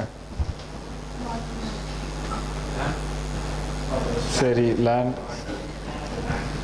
Ocean, C,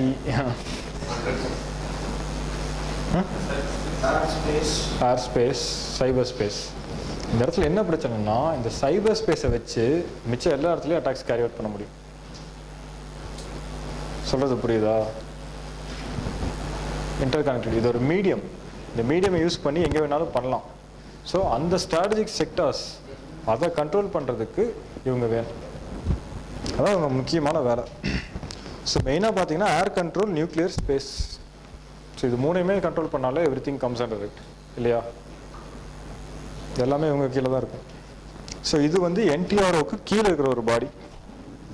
this will be under NTRO. NTRO யாருக்கு கீழே இருக்கு?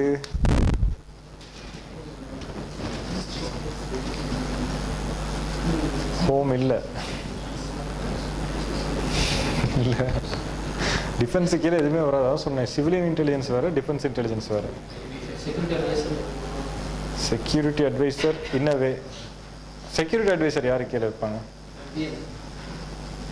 பிஎம் கீழே டைரக்டாக இருக்க மாட்டார்.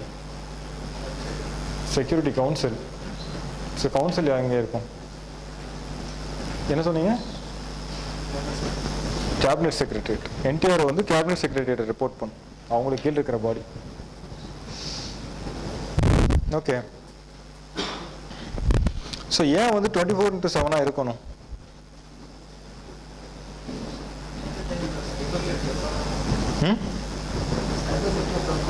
அதுதான் இதோட இம்பேக்ட் உடனே தெரிஞ்சிடும். அது இல்லாமல் மொத்தமாக டீஸ்டெபிளைஸ் பண்ணும் எக்கானமியை. So fake Indian currency notes அதுவும் டீஸ்டெபிளைஸ் பண்ணும், இதுவும் பண்ணும். ஸோ இது எப்படி பண்ணும், அது எப்படி பண்ணும்?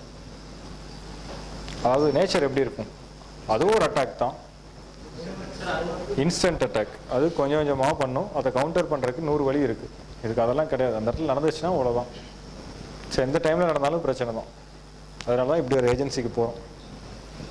அதே மாதிரி என்ன மாற்றிருக்குன்னா, செர்ட் இருக்குல்ல, செர்டின், அவங்க வந்து எல்லா பப்ளிக் அண்ட் ப்ரைவேட் இன்ஃப்ராஸ்ட்ரக்சரையும் அவங்க தான் ஹேண்டில் பண்ணுவாங்க. சைபர் இன்ஃப்ராஸ்ட்ரக்சர் அப்படிங்கிறது. Okay. So these are the things.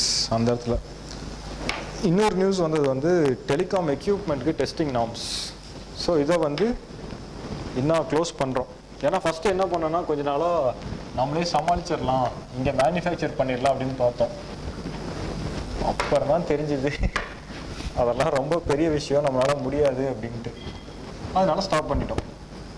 அந்த ரிஸ்க் அப்புறம் எடுத்துக்கலாம், முதல்ல இப்போ இருக்கிறதுக்கு ஏதாச்சும் ஒன்று பண்ணலாம் அப்படிங்கிறப்ப தான் இந்த டெஸ்டிங் லேப்ஸ் எல்லாம் வந்துச்சு.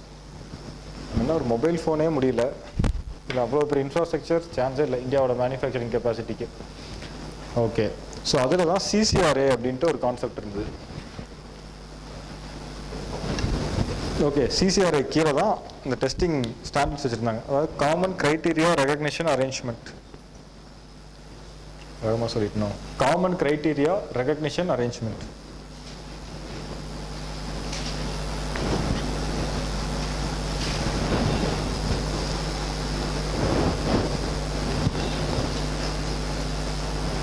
ஓகே. ஸோ இது வந்து எக்ஸிஸ்டிங் மெக்கானிசம். இதை கொடுத்தது யாருன்னா, அப்போ இருந்த இன்ஃப்ராஸ்ட்ரக்சர் ப்ரொடியூசிங் கம்பெனிஸ். ஸோ சைனாவுக்கு முன்னாடி யார் பெரிய ஆளாக இருந்தா, அந்த நாடுகள்லாம் சேர்ந்து இதை கொடுத்தது. கொரியா, ஜப்பான்ல சைனாவுக்கு அடுத்த ஃபேஸ். இப்போ வர கண்ட்ரிஸ் இன்ஃப்ராஸ்ட்ரக்சர், டெலிகாம் இன்ஃப்ராஸ்ட்ரக்சரில் வேறு என்ன கம்பெனிஸ் உங்களுக்கு தெரிஞ்சு இருக்கு? ஹங்கேரிலாம் இல்லை, ஃபின்லாண்ட். ஓகே. வேறு ஹார்ட்வேர்ஸ், யூஎஸ் பெருசா இல்லை. சீமென்ஸ் எந்த ஒரு கம்பெனி? ஓகே. வேற ஏதாச்சும்? ஃபர்ஸ்ட் வேவ் அப்படிம்பாங்க. ஃபர்ஸ்ட் வேவை டாமினேட் பண்ணது வந்து யூஎஸ் கம்பெனிஸ் இல்லை, யூரோப்பியன் கம்பெனிஸ் தான் டாமினேட் பண்ணிச்சு. யூஎஸ் எப்பயுமே இந்த விஷயத்துக்குலாம் போவே இல்லை. அவனை பொறுத்த வரைக்கும் சர்வீஸ் செக்டர். அப்போ இருந்தே கூகுள், மோட்டோரோலா என்னாச்சு கடைசியில்? இப்போ மோட்டோரோலா யார் வச்சிருக்கா? யார் வாங்கியிருக்கா? ஆண்ட்ராய்டா? கூகுளோட இதாகிடுச்சு, காம்பனண்ட் ஆயிடுச்சு. அதுதான் விஷயம். அவனை பொறுத்த வரைக்கும் சாஃப்ட்வேர் தான் விஷயமே. ஹார்ட்வேர் யாருனாலையும் பண்ண முடியும். அதனால அவன் அதுக்குள்ளே போகிறதே இல்லை பெருசாக. அது இல்லாமல் மேனுஃபேக்சர் பண்ணுறப்போ ஏகப்பட்ட கமிட்மெண்ட்ஸ், இதை பார்க்கணும் அதை பார்க்கணும். சர்வீஸ் செக்டர் அப்படி இல்லை, மக்கள் எதை தேடுறாங்களோ அதை கொடுக்கறது, இல்லை மக்களை அதை தேட வைக்கிறது, எய்தர் ஆர். அதனால் அந்த மாதிரி விஷயத்துக்குள்ள போகவே மாட்டோம். இந்த யூரோப்பியன் கம்பெனிஸ் தான் டாமினேட் பண்ணாங்க. UK, Canada, US, France, Germany and Netherlands, இந்த கம்பெனிஸ் சேர்ந்து தான், இந்த நாடுகள் சேர்ந்து தான் இந்த சிசிஆர்ஐ கொண்டு வந்தாங்க 90s. So UK, US, Canada, Germany, France and Netherlands 6 countries. இந்தியாவும் அதை சைன் பண்ணிச்சு. ஏன்னா நம்மகிட்ட எப்பயுமே இருந்தது இல்லை இன்ஃப்ராஸ்ட்ரக்சர் ப்ரொடக்ஷன் கேப்பபிலிட்டிஸ். அதனால வந்து அப்போ இதை சைன் பண்ணோம். ஸோ ஒரு பேசிக் என்ன அப்படின்னு பார்த்தா, ஒரு காமன் ப்ராசஸ் எவாலுவேட் பண்ணணும். எதுக்கு, என்ன எவாலுவேட் பண்ணணும்? இந்த இன்ஃப்ராஸ்ட்ரக்சரை எவாலுவேட் பண்ணுறதுக்கு ஒரு காமன் ப்ராசஸ். அதாவது மெக்கானிசம் கிடையாது இது. இது வந்து இந்த மாதிரிலாம் டெஸ்ட் பண்ணலாம், இந்த டெஸ்ட்லாம் பண்ணலாம் அப்படின்ட்டு கொடுத்த ப்ராசஸ். அதான் சிசிஆர். அதான் காமன் கிரைட்டீரியா ரெகக்னிஷன். அது வந்து ஒரு அரேஞ்ச்மெண்ட், அது ட்ரீட்டி கிடையாது, எதுவுமே கிடையாது. அதனால தான் அரேஞ்ச்மெண்ட்னு சொல்கிறோம். Common criteria recognition. புரியுதுங்களா? காமன் கிரைட்டீரியாங்க, அது என்னன்ட்டு இந்த குரூப் சொல்லியிருக்கு. அந்த காமன் கிரைட்டீரியாவை ரெகக்னைஸ் பண்ணுறோம், அதுக்கான அரேஞ்ச்மெண்ட் இது. இது ட்ரீட்டியோ இல்லை அக்ரிமெண்ட்டோ கிடையாது, இட்ஸ் ஜஸ்ட் அன் அரேஞ்ச்மெண்ட். இத்தனை நாள் இதை வச்சு தான் ஓடிட்டு இருந்தது. இப்போ இன்னொரு விஷயம் இருக்குல்ல, சைபர் செக்யூரிட்டியில் இதுதான் லான்னு ஃபிக்ஸ் பண்ணால் என்ன ஆகும், இல்லை இதுதான் பார்டர்னு ஃபிக்ஸ் பண்ணோம், அடுத்தது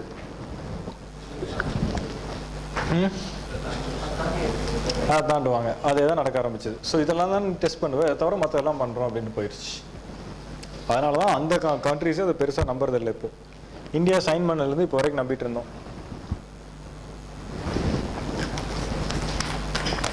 so IT products, telecom products ரெண்டுமே பார்ப்பாங்க. மேக்ஸிமம் அந்த கோர் இன்ஃப்ராஸ்ட்ரக்சர் மட்டும் தான், மொபைல் ஃபோன்லாம் வச்சு டெஸ்ட் பண்ணிட்டு இருக்க முடியாது எல்லாத்தையும். ஓகே, இப்போ என்ன பண்ணிட்டோம் அப்படின்னா, இது பத்தாது, இதுக்கு பதிலாக புது நார்ம்ஸ் வேணும் அப்படின்ட்டு கொண்டு வந்துட்டோம். ஆனால் அந்த புது நார்ம்ஸ் என்ன அப்படிங்கிறது வரல இப்போ வரைக்கும். ஓகே, ஆனால் இது பத்தாது, இது போக நாங்கள் ஒரு செட் ஆஃப் நார்ம்ஸ் கொடுப்போம் அப்படின்னு சொல்லியிருக்கோம். இதுதான் விஷயம் இந்த இடத்துல. இது வந்து இப்போது 2 months பேக் நடந்தது. ஸோ டிஓடி, டெய்டி, என்டிஆர்ஓ இவங்க 3 பேர் சேர்ந்து ஒரு ஸ்டாண்டர்ட்ஸ் கொடுப்பாங்க. இந்த ஸ்டாண்டர்ட்ஸை கம்ப்ளை பண்ணுற ப்ராடக்ட்ஸ் மட்டும்தான் இனி DOT, deity and NTRO. So இது கூட இந்த டிஓடி, டெய்டி, என்டிஆர்ஓ இவங்க 3 பேர் சேர்ந்து கொடுக்குற ஸ்டாண்டர்ட்ஸ், இது ரெண்டையுமே கம்ப்ளை பண்ணணும். இப்போ இனிமேல் வர ப்ராடக்ட்ஸ் சிசிஆர்ஏவே இருக்கும். சிசிஆர் எங்கெங்கெல்லாம் லூப் ஹோல்ஸ் விட்டுருக்கோ அந்த கேப்ஸ் எல்லாம் ப்ளக் பண்ணுறதுக்கு இவங்க கொடுக்குற ஸ்டாண்டர்ட்ஸ். ஆனால் அவங்க என்ன ஸ்டாண்டர்ட்ஸ் கொடுக்கல.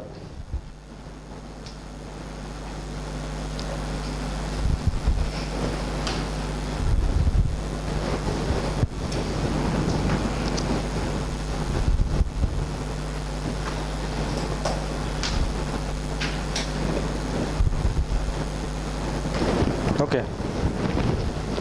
ஃபைன். ஆனால் இதில் இன்னொரு ப்ராப்ளம் என்னென்னா, இப்படி நம்ம ஸ்டாண்டர்ட்ஸ் எவால்வ் பண்ணுறது ஒன்று சைபர் செக்யூரிட்டி, இன்னொன்று சர்டிஃபிகேஷன் காஸ்ட்ஸ் அப்படின்ட்டு இருக்கும். ஸோ அது வந்து இப்போ வந்து ஃபிக்ஸ் ஆகும். எதுவுமே இல்லை, ஒரு என்ன சொல்கிறது, ஒரு அன்ரெகுலேட்டடாக இருக்குன்னு வச்சுக்கோங்களேன், யுவர் காஸ்ட் வில் பி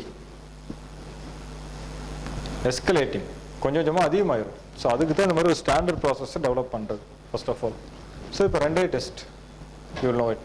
இன்னொன்று, நவம்பர் 2013 அப்புறம் எல்லா மொபைல் கம்பெனிஸும் அவங்க வாங்குற equipments it should B tested in an Indian lab. இது வந்து டிஓடி கொடுத்துருக்க டைரக்டிவ், இப்போ கொடுத்துருக்க டைரக்டிவ். ஸோ நவம்பர் 2013 வரைக்கும் அவங்களுக்கு டெட்லைன். அதுக்கப்புறம் எந்த மொபைல் கம்பெனிஸ் என்ன எக்யூப்மெண்ட் வாங்கினாலும் இட் ஷுட் பி டெஸ்டட். அதாவது சேஃப்டி ஆடிட் அப்படிங்கிறது நடத்திட்டு தான் தட் ஷுட் பி இன்ஸ்டால்ட் அப்படிங்கிறது ஒரு விஷயம். இதெல்லாம் ஏன் வருது? அந்த ரெடி டு ஆப்ளைஜ் கம்பெனிஸ் ஏன், அதாவது இத்தனை போட்டாலும் கம்பெனிஸ் ஆர் ரெடி டு ஆப்ளைஜ். அவங்களுக்கு தேவை கிளியர் ரூல்ஸ் மட்டும்தான். இப்போதைக்கு காஸ்ட் எஸ்கலேட் ஆகுது அப்படின்ட்டுலாம் யாரும் பார்க்கறது இல்லை. ஏன்?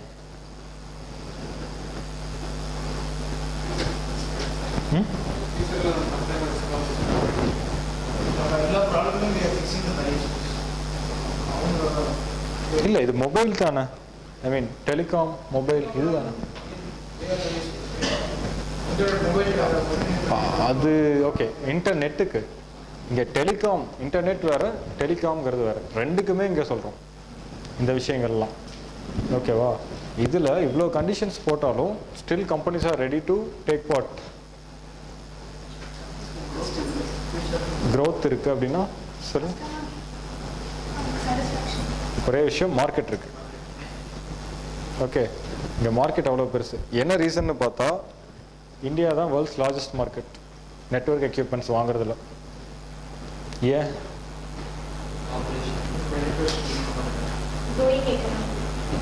பேசிக், இதெல்லாம் ரீசன். இதனால வாங்குறோம். இங்கே மேனுஃபேக்சரிங் பேஸே கிடையாது அப்படின்னு என்னன்னே தெரியாது யாருக்குமே. ஒரு கம்பெனி கிடையாது இந்தியாவில். அதுதான் த்ரெட்டும், அதுதான் அவங்களுக்கு ஆப்பர்ச்சுனிட்டி, அதுதான். So everything when you're going to import everything ரொம்ப கஷ்டம் சமாளிக்கிறது. ஸோ இந்த நெட்வொர்க் எக்யூப்மெண்ட்ஸ் மட்டுமே we are importing for more than $20 billion every year. So it will be reaching $40 billion by 2020. $40 billion என்னாச்சு? 2 லட்சம் கோடி வருஷம் வெறும் நெட்வொர்க் மட்டும். அது போக மற்ற எலக்ட்ரானிக்ஸ். ஏன்னா இந்த பேஸை நம்ம வளர்க்கவே இல்லை. ஸோ எக்கானமி ஒரு பக்கம் அடி வாங்குது, இன்னொரு பக்கம் சைபர் செக்யூரிட்டி அடி வாங்குது. This is how we are managing இப்போ வரைக்கும். இப்போ அப்படியே சொன்னான்ல, இந்தியாவில் மொத்தமே 550 பேர் தான் இருக்காங்க அப்படின்ட்டு. இதுக்கு நம்ம ரெஸ்பாண்ட் பண்ணுறதும் அடுத்த 4400 பேர் எடுக்க போகிறோமா. 4400 பேர் எப்படி எடுப்பாங்க திடீர்னு? அதுவே முடியாது ஃபர்ஸ்ட் ஆஃப் ஆல். சரி, 4400 பேர் நீ எப்படி ட்ரெயின் பண்ணுவ? வச்சிருக்கிறதே 500 பேர், அதுவும் முடியாது. ப்ராக்டிக்கலாகவே யோசிக்கிறது இல்லைங்கிறது இதுதான் விஷயமே இந்தியா பொறுத்த வரைக்கும். அது இல்லாமல் 4000 பேர் எடுத்து அவன் 1.25 லட்சம் பேர் வச்சுருக்கான். ஸோ இந்த ரேஷியோவில் போச்சுன்னா things will not work out இல்லை. அது இல்லாமல் இது ஆல்ரெடி இது ஒரு அசிமெட்ரிக் ஃபீல்ட். யார் வந்து ஏர்லி பேர்டோ they will be having the advantage.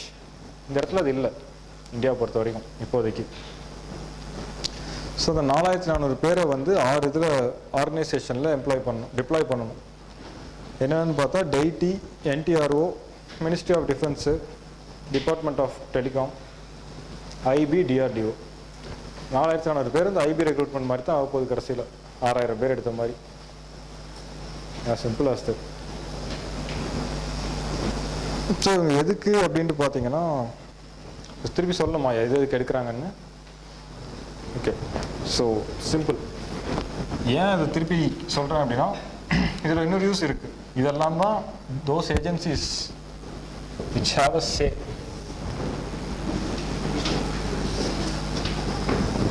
DIT, DOT, MOD, IB, NTR.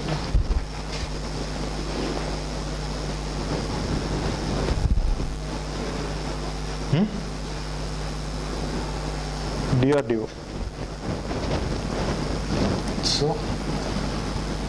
So இதுதான் இப்போ வரைக்கும் கீ ஏஜென்சிஸ். அதாவது எதுக்கு? கவுண்டர் த்ரெட்ஸுக்கு. ஒரு த்ரெட்டை கவுண்டர் பண்ணால் இந்த 6 ஏஜென்சி தான். அதனால தான் ஃபஸ்ட்டு இதுக்கு ரெக்ரூட் பண்ணுறோம் இருக்கிற ரிசோர்ஸையும். அதில் அதிகம் போகிறது ஆர்ம்டு ஃபோர்ஸஸ் தான் போகும் நேச்சுரலி. ஏன்னா அவங்கள முதல்ல செக்யூர் பண்ணணும்.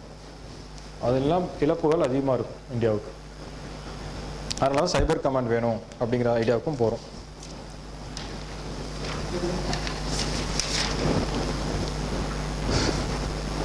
ஓகே, ஸோ அந்த சைபர் கமாண்டே பார்த்தீங்கன்னா ஃபஸ்ட்டு யார் செட் பண்ணோம் அப்படின்னு பார்த்தா யூஎஸும் சைனாவும் 2010. திருப்பி நம்ம நியூக்ளியர் இதே தான் கதை. அது ஃபஸ்ட்டு வந்து சைனாவுக்கு நியூக்ளியர் வெப்பன் இருக்குன்னு நம்ம இது பண்ணோம், நம்மளுக்கு இருக்குது அப்படின்ட்டு பாகிஸ்தான் வந்தோம்.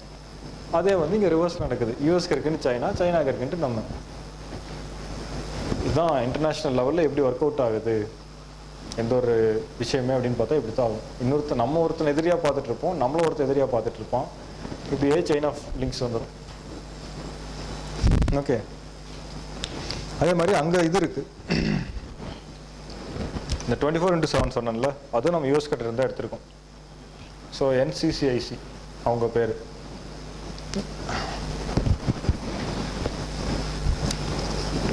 ஸோ இந்த 24/7 வச்சு காமன் ஆப்ரேட்டிங் பிக்சர் அப்படிங்கிறது ஜென்ரேட் பண்ண பார்ப்போம். ஸோ காமன் ஆப்ரேட்டிங் பிக்சர்னா என்ன? வேற எங்கே பார்த்துருக்கோம் இதை?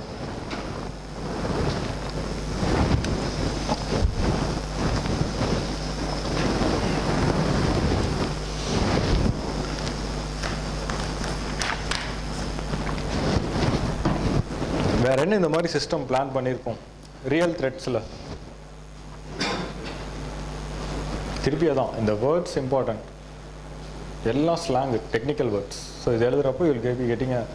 நீங்கள் வந்து இந்த ஃபீல்டில் கொஞ்சம் உங்களுக்கு அனுபவம் இருக்குது, யூஆர் ஆல்ரெடி தேர் அப்படின்ட்டு காமிக்கும். அதனால தான் இத்தனை வார்த்தைகள் சொல்கிறேன். ஜென்ரலாக எழுதுகிற யார் வேணால் எழுதலாம். இந்த வேர்ட்ஸ் டெக்னிக்கல் வேர்ட்ஸ் யூஸ் பண்ணுறப்போ இட் வில் லுக் குட். என்ஏஐஎஸ்னு ஒன்று படித்த ஞாபகம் இருக்கா? என்ஏஎஸ்ல என்ன பண்ணுவோம்? National automatic identification. ஸோ 2 பக்கம் ஃபுல்லாக ரேடார்ஸ் வைப்போம், 2 கோஸ்ட்டில், ஈஸ்ட் கோஸ்ட் வெஸ்ட் கோஸ்ட்டில். அப்போது எல்லாத்தோட இதையும் கம்பைன் பண்ணுறப்போ இந்த காமன் ஆப்ரேட்டிங் பிக்சர் அப்படிங்கிறது கிடைக்கும். அதே தான் இந்த இடத்துல. ஸோ நியூக்ளியர், ஸ்பேஸ், இன்னொன்று என்ன சொன்னேன்?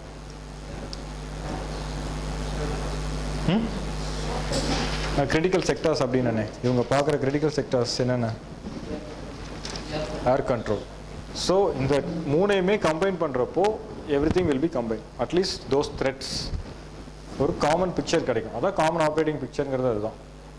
ஸோ எதையுமே தனித்தனி வியூவாக பார்க்க மாட்டீங்க, எல்லாத்தையும் சேர்த்து பார்ப்பீங்க. அதான் common operating picture. You get it? Okay.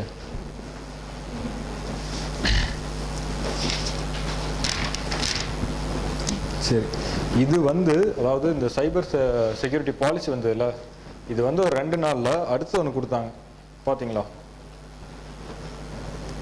Guidelines for protection of national CIAs. இது வந்து சிவசங்கர் மேனன் அவர் தான் ரிலீஸ் பண்ணார்.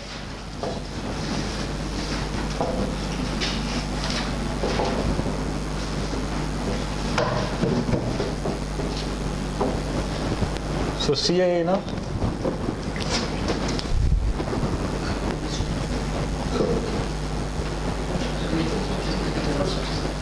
Critical information infrastructure. சரிங்களா? ஸோ அதை எப்படி ப்ரொடெக்ட் பண்ணணும் அப்படிங்கிறதுக்கான கைட்லைன்ஸ். ஸோ இதை கொடுத்தது யாரோ அப்படின்னு பார்த்தா அப்படியே பார்த்தோமே, NCIPC. இது என்னது? அதே தான். ஸோ அவங்க தான் அதை கொடுத்தாங்க. ஸோ இப்போ தான் ஆரம்பித்தாங்க, கொடுத்துட்டாங்க. ஸோ இவங்க யாருக்கு கீழே இருக்காங்க? NTRO கீழே. திருப்பி உங்களுக்கு இது புதுசாக பார்க்குறீங்க, that's why again and again asking. புரியுதுங்களா? ஓகே. ஸோ இன்டர்நேஷ்னல் லெவலில் சிஏனா என்னென்னு பார்த்தீங்கன்னா, in general meaning interrelated, interconnected and interdepend. அதுதான் சிஏஎஸ். அவங்களோட நேச்சர் இன்னவே இது டெஃபினேஷன் சொல்ல முடியாது, but they define it like that. Related, connected, dependent.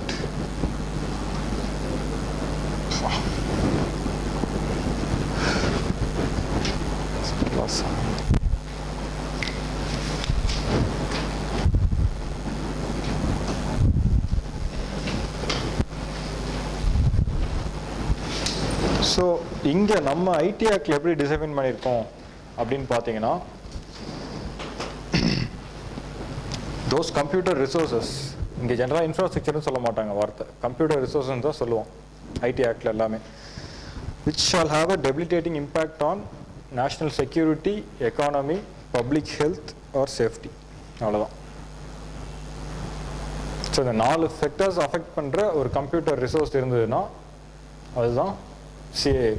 இதுதான் இந்தியன் கவர்மெண்ட்டோட டெஃபினேஷன். ஸோ என்னென்ன செக்டர் கேட்கல? எஜுகேஷன் சொல்லவே இல்லையே. National security, economy, public health,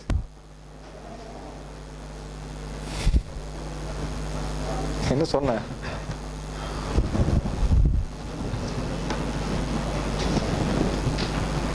safety. நான் எழுதினா தான் நீங்களும் எழுத எல்லாம். ஓகே,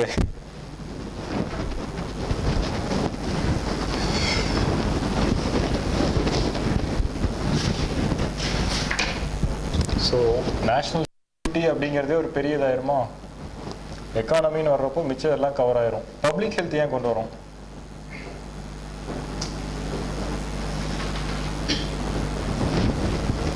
சேஃப்டிங்கிறது மொத்தம் almost every thing will come in safety. ரொம்ப ஜெனரிக் டேர்ம். பப்ளிக் ஹெல்த் ஏன் உள்ளே இருக்கணும்? இது வந்து ஒரு கெமிக்கல் அட்டாக், பயாலஜிக்கல் அட்டாக் வந்து ஆரம்பிக்கிற மாதிரி இருக்கலாம், இல்லை ஒரு டிசீஸோ ஒரு எபிடமிக்கை ஸ்டார்ட் பண்ணுற மாதிரி இருக்கலாம். அதுக்கு யூஸ் பண்ண முடியாதுன்ட்டு கிடையாது. இது எல்லாமே இப்போ தான் நெட்வொர்க்னு வர்றப்போ நியூ ஃப்ரான்டியர்ஸ் ஆர் எவால்விங் இல்லையா? ஒரு லேபில் if you're able to create a mishap, யாரும் சாகாமல் எல்லாத்துக்கும் இது வருதுன்னு வச்சுக்கங்களேன், ஒரு சார்ஸ் இந்த மாதிரி ஏதாச்சும் ஒன்று வருதுன்னு வச்சுக்கோங்க, H1N1 இதெல்லாம், அப்போயே ஒரு விஷயம் வேணும்ல. அதுதான் எதையுமே பாக்கி விடக்கூடாது அப்படிங்கிறக்காக தான் இந்த மாதிரி ஓவர் இன்ஃப்ளூயன்சிங்காக போடுறது. ஏன்னா எப்படி எவால்வ் ஆகுன்னு யாருக்குமே தெரியாது. ஃபைன். ஸோ அவங்க கொடுத்தது வந்து இட்ஸ் மோர் அதோட நேச்சரை சொல்கிற மாதிரி இருக்குது. நம்ம கொடுத்துருக்க டெஃபினேஷன் வந்து இதுதான் அப்படின்னு டிஃபைன் பண்ணிட்டோம். ஸோ இவங்க வந்து கைட்லைன்ஸ் கொடுத்தாங்க. யார் யாருக்கெல்லாம் கொடுத்தாங்கன்னா, இன்ஃபர்மேஷன் அண்ட் கம்யூனிகேஷன் இந்த டிபார்ட்மெண்ட்க்கு, technology, energy, defence, finance, law enforcement, space, அப்புறம் government in general. So government in ஜென்ரல்னா இது எல்லாமே கவர்மெண்ட் தான். அது போய் ஏன் கவர்மெண்ட் ஒரு செக்டாராக வைக்கணும்? ஸோ எனர்ஜி, ஸ்பேஸு, டிரான்ஸ்போர்ட் எல்லாத்துலேயும் கவர்மெண்ட் இருக்குது இல்லையா? வேணா இன்ஃபர்மேஷன் கம்யூனிகேஷன்லேயும் டெக்னாலஜிலையும் கவர்மெண்ட் இல்லாமல் இருக்கும். பட் இதெல்லாம் கவர்மெண்ட் தானே பண்ணுது. அப்போ ஏன் கவர்மெண்ட் ஒரு தனி செக்டாராக வைக்கணும்? அதோட லா என்ஃபோர்ஸ்மெண்ட்,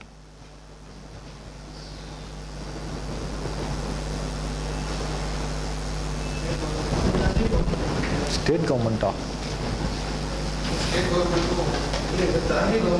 அதான் எப்படி இருக்கு? இதை தாண்டி கவர்மெண்ட் இருக்கு. எக்ஸாக்ட்லி எப்படி இருக்கு?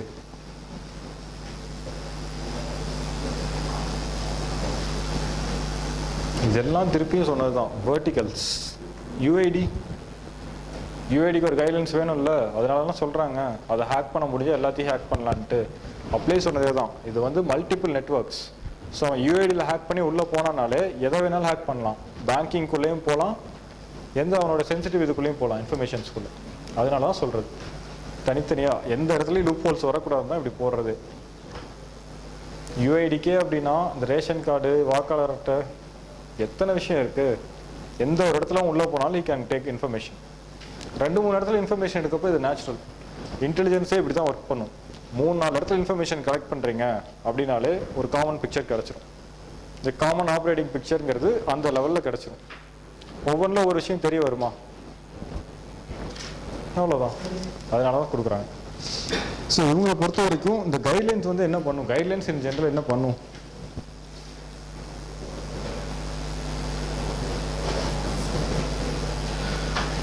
கைட்லைன்ஸ் எதுக்கு கொடுப்பாங்க? கைட்லைன்ஸில் என்ன சொல்ல வருவாங்க அப்படின்னு கேட்குறேன். Do's and don'ts in general. So இவங்க வந்து ஒரு 40 டைப்ஸ் ஆஃப் கண்ட்ரோல்ஸ் கொடுத்துருக்காங்க. இதெல்லாம் ப்ராப்ளம் ஆகலாம், கேன் பி லைக் திஸ் அப்படின்ட்டு. ஸோ இதெல்லாம் செக் பண்ண சொல்லியிருக்காங்க. ஸோ இது போக ஜெனரிக் கண்ட்ரோல்ஸ் அப்படிம்பாங்க. ஸ்பெசிஃபிக் கண்ட்ரோல்ஸ் அப்படின்ட்டு ஒன்று இருக்கும். அது வந்து அந்த செக்டார் ஸ்பெசிஃபிக். இப்போ எனர்ஜிக்கு அப்படின்ட்டு ஒரு இது இருக்கும், ஏவியேஷன்னா அதுக்கு தனியாக இருக்கும். அதெல்லாம் செக்டார் ஸ்பெசிஃபிக் கண்ட்ரோல்ஸ் அப்படிம்பாங்க. அது போக ஜெனரிக் கண்ட்ரோல்ஸ். வித்தியாசம் புரியுதா? இதெல்லாம் இந்த கைட்லைன்ஸில் கொடுத்தாங்க. இந்த இடத்துல இது கொடுத்தது வந்து ஜாயிண்ட் ஒர்க்கிங் குரூப், JWGன்ட்டு. ஸோ ஃபர்ஸ்ட் டைம் வந்து ஒரு மல்டி ஸ்டேக் ஹோல்டர் அப்ரோச் அப்படிங்கிறது ஒர்க் அவுட் ஆகிருக்கு இந்த செக்டாரில். ஸோ ஒன்று கவர்மெண்ட், இன்னொன்று கார்ப்பரேட்ஸ், இன்னொன்று அகடமிஷியா. ஜாயிண்ட் ஒர்க்கிங் குரூப் இவங்க தான் இதை கொடுத்தவங்க.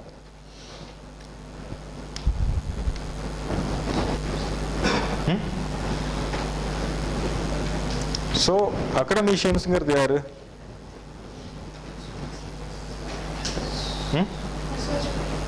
ரிசர்ச், அந்த ஃபீல்டில் எக்ஸ்பர்ட்ஸ், இன்னொரு வார்த்தையில் சொல்கிறதுனா. அதுபோக கவர்மெண்ட் அண்ட் கார்பரேட்ஸ், இவங்க 2 பேரும் பிளேயர்ஸ் இந்த ஃபீல்ட். ஸோ இவங்கள வச்சு தான் அதை எவால்வ் பண்ணாங்க. இதை கொடுக்குறப்போ மேனன், சிவசங்கர் மேனன் வந்து ஒரு கமெண்ட் சொன்னார், இந்தியா ஹஸ் நோ சாய்ஸ். இப்போ பொறுத்த வரைக்கும் ஒரே விஷயம், we should benchmark our self with best available capacity. Best available capacity US தான். இது வந்து எவ்வளவோ ரியலிஸ்டிக்காக இருக்குது. நாங்கள் பெரிய டான் அப்படின்லாம் கதை சொல்லிட்டு இருக்கிறதுக்கு இதுதான் நாங்கள் எங்களால் முடியாது அப்படின்னு ஒத்துக்கிறது எவ்வளோ டீசென்ட் இல்லையா? So made it very clear. So these are the aspects இப்போ வரைக்கும் வந்திருக்க விஷயங்கள். ஸோ இது ரெகுலராக பார்த்துட்டே வாங்க, ஏன்னா கண்டிப்பாக சீக்கிரமாக எவால்வ் ஆகிட்டே இருக்குது வரிசையாக. ஸோ இந்த நியூஸே நிறைய பேர் நோட்டீஸ் பண்ணல. சைபர் செக்யூரிட்டி வந்து 2 நாளில் சிவசங்கர் மேனன் ரிலீஸ் பண்ணார். ஓகே, ஸோ இன் ஜென்ரல் இது போக அந்த ரோல் ஆஃப் மீடியா மட்டும் இருக்குது. அது சும்மா கொஞ்சம் கதை தான், பெருசாக இல்லை. அது நீங்கள் படிக்க படிக்க தான் you will get points. Okay, so என்ன நடந்ததுன்னு மட்டும் சொல்கிறேன் அடுத்த கிளாஸில். நேஷ்னல் செக்யூரிட்டி கவுன்சில் பற்றி தெரியுமா? எத்தனை மணி வரைக்கும் சாப்பிட?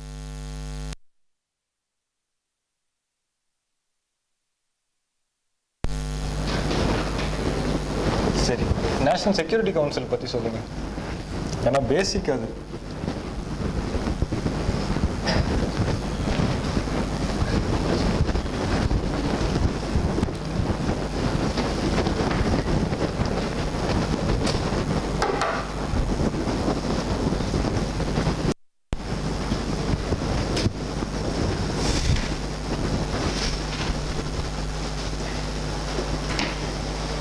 எதுவுமே தெரியாதா?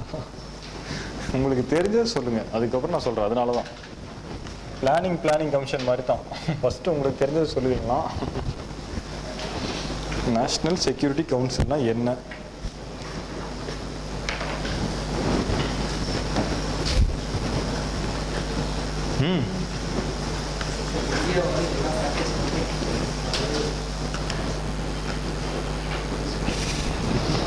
வெறும் காத்து தான் வருதா? சொல்லுங்க, தெரிஞ்ச விஷயத்த சொல்லுங்க.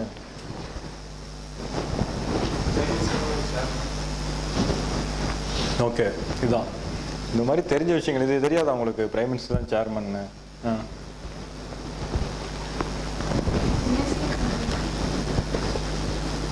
NSA வந்து இதோட ஒரு பார்ட். ஓகேங்களா? சரி, வேற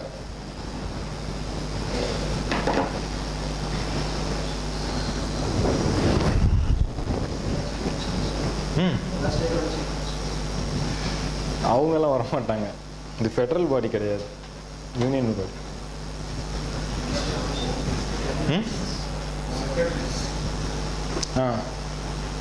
கோர் 4 அப்படிம்பாங்க. Home, defence, external affairs, finance. இந்த 4 மினிஸ்டர்ஸ் இருப்பாங்க. ஓகே, வேறு அவங்களோட வேற யார் இருப்பா?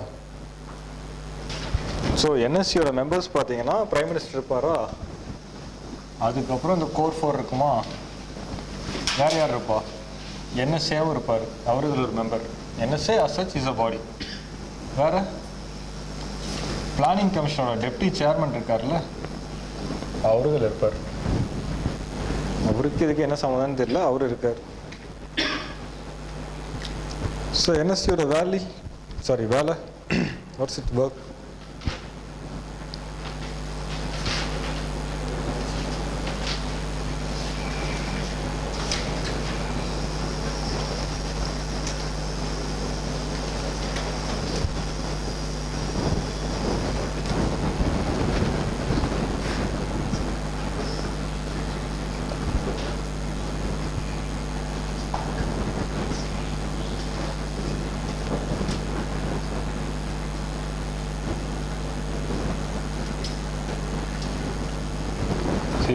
இந்த 5 விஷயங்களுக்கும் இவங்க தான் apex body. They will be the top decision makers. Political, economic, security, strategy and energy. இதுதான் என்எஸ்சி. ஆனால் என்எஸ்சியில் இருக்க மெம்பர்ஸ் எல்லாம் எப்படி இருக்காங்க? இப்போ காம்போசிஷன் சொன்னேன்ல, யார் இவங்கெல்லாம்? பொலிட்டிக்கல். ஸோ அவங்களுடைய அறிவு லெவல் எப்படி இருக்கும்? ஐ மீன் எக்ஸ்பர்ட்டாக இருக்க மாட்டாங்க. Okay, fine. அதனால தான் என்ன பண்ணுறோம் அப்படின்னா, இதுக்கு கீழே 3 பாடி, SPG, ஜேஐசி, NSAP.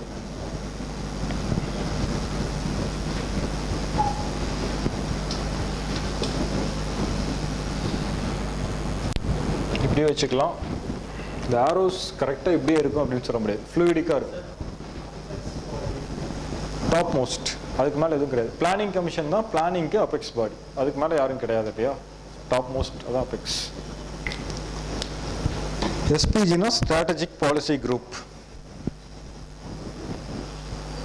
So strategic policy group அப்படிங்கிறது தான் எஸ்பிஜி. ஓகே,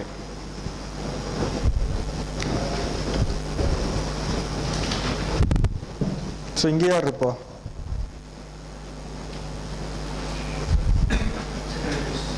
செக்ரட்டரிஸ் எல்லாம். நேச்சுரலாக மேலே பாலிட்டிஷியன்ஸ் இருக்கிறப்ப இங்கே செக்ரட்டரிஸ் தான் இருப்பாங்க. ஸோ அந்த நாளோட செக்ரட்டரிஸ் இருப்பாங்க, கேபினட் செக்ரட்டரி இருப்பார், வேறு யாரெல்லாம் இருக்கலாம்? செக்ரட்டரிஸுங்கிறோட பியூரோக்ராட்ஸ். டிஃபென்ஸ் சீஃப்ஸ் இருக்காங்கல்ல, 3 டிஃபென்ஸோட ஹெட்ஸ், அவங்க 3 பேர் இருப்பாங்க. ஐபி ராவோட ஹெட் இருப்பாங்க. சிபிடிடி, சிபிடிடினா central board of direct taxes, இதோட சீஃப் இருப்பார். ஆர்பிஐ கவர்னர் இருப்பார். இந்த மாதிரி நிறைய பேர் இருப்பாங்க. இதில் இதெல்லாம் இம்பார்ட்டண்ட்டோ. இந்த ஜேஐசியோட சேர்பர்சனும் இந்த எஸ்பிஜியில் மெம்பராக இருப்பார். ஓகே, ஸோ ஜேஐசினா joint intelligence committee. So JIC என்ன பண்ணும்?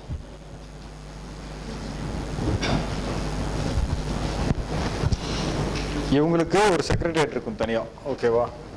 ஜேஐசிக்குன்னு ஒரு செக்ரட்டரியேட் இருக்கு.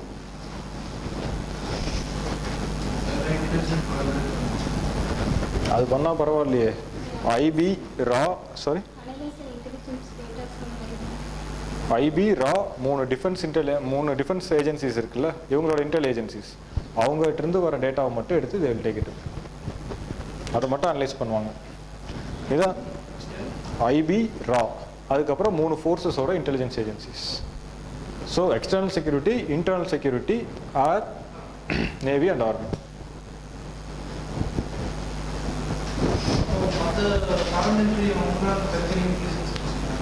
அவங்களாம் தனித்தனியாக தான் இருப்பாங்க. அதான் இப்போ கொஞ்ச நேரம் முன்னாடி சொல்லிட்டு தானே, நம்ம இடத்துல இதுதான் பிரச்சனை அப்படின்ட்டு. ஒவ்வொருத்தரும் ஊனம் பண்ணிட்டு இருப்போம், ஆனால் எல்லாரும் ஒரே வேலையை தான் பண்ணுவாங்க. இது தெரியாமே நடந்துட்டு இருக்கும் யாருக்குமே. This is how things work in India. ஒரு யூனிஃபைடு கமாண்ட் அப்படிங்கிறத எஸ்டாப்ளிஷ் பண்ணவே மாட்டோம் எந்த இடத்துலையும். சொதப்பி வச்சுருப்போம் எல்லா இடத்துலையும். அதோட இந்த ஜேஐசிக்கு ஒரு செக்ரட்டரியேட் இருக்கும். அதுவே வந்து இந்த என்எஸ்சியோட செக்ரட்டரியேட்டாக ஆக்ட் பண்ணும்.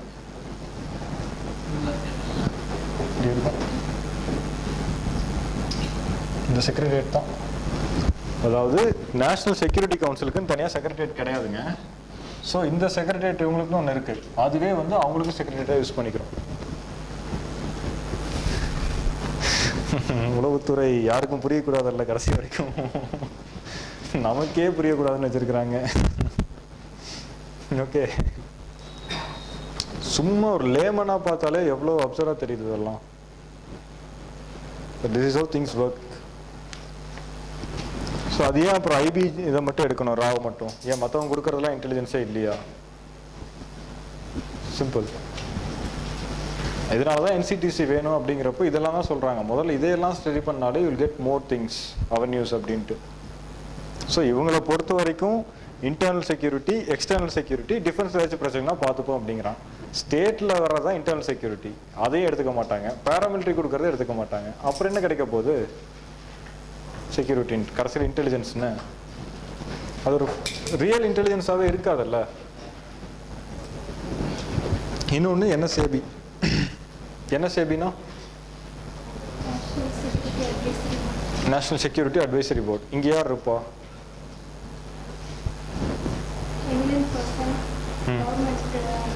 அப்படிங்கிற பேரில் ரிட்டையர் ஆன பியூரோக்ராட்ஸ்லாம் உட்காந்துருப்பாங்க. எமினன்ட் பர்சன், எக்ஸ்பர்ட்ஸ் அப்படின்ட்டு எல்லாம் பெஞ்சை தேய்ச்சிட்டு இருக்கும் வெளியே போகாமல். ஒரு எமினன்ட் பர்சன் இருக்க மாட்டான் உள்ளே போனால். 15 பேர் என்னமோ அதில் 6 பேர் தான் ரிட்டையர்ட் பியூரோக்ராட்ஸ் கிடையாது. எல்லாருமே அங்கே தான் வராங்க. Because they need a posting. இதுதான் இந்தியாவோட டாப் மோஸ்ட் இன்னவே. ஓகே, ஸோ இவங்க என்ன பண்ணுவாங்க அப்படின்னா திங்க் டேங்க் அப்படிங்கிறது இவங்க தான் இந்தியாவை பொறுத்த வரைக்கும். ஸோ திங்க் டேங்க் என்ன பண்ணும்? பேரு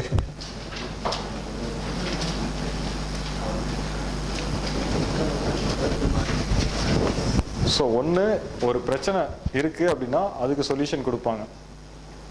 இன்னொன்று இந்த பிரச்சனைலாம் வரலாம், இதுக்கு நம்ம ரெடி ஆகிறோம் அப்படின்ட்டு அட்வைஸ் கொடுப்பாங்க.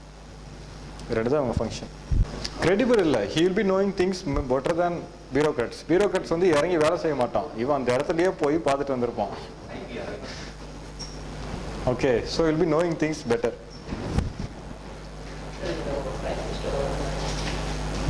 யாருக்குமே வேலையில் அவருக்கு மட்டும் ஏதோ ஒன்று இருக்கு, அவ்வளோதான். சரி, இதுதான் திருப்பியும் ஒரு எஸ்டாப்ளிஷ் பண்ணது எந்த அளவுக்கு யூஸ் அப்படின்ட்டு. இதில் இன்னொரு கொடுமை என்னன்னா, இங்கே யார் இருக்கான்னு சொன்னேன்? பியூரோக்ராட்ஸ் தவிர, செக்ரட்டரிஸ் தவிர வேற யார் சொன்னேன்?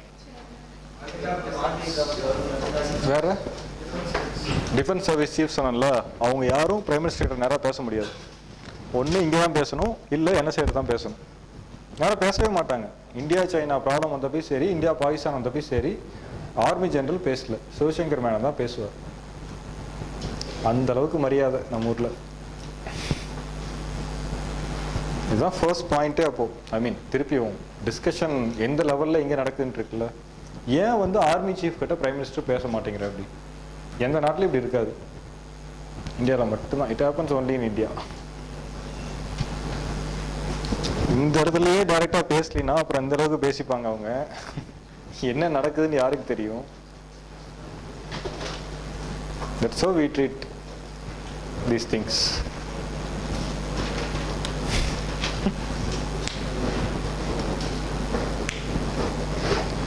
இதுதான் விஷயங்கள். ஓகே.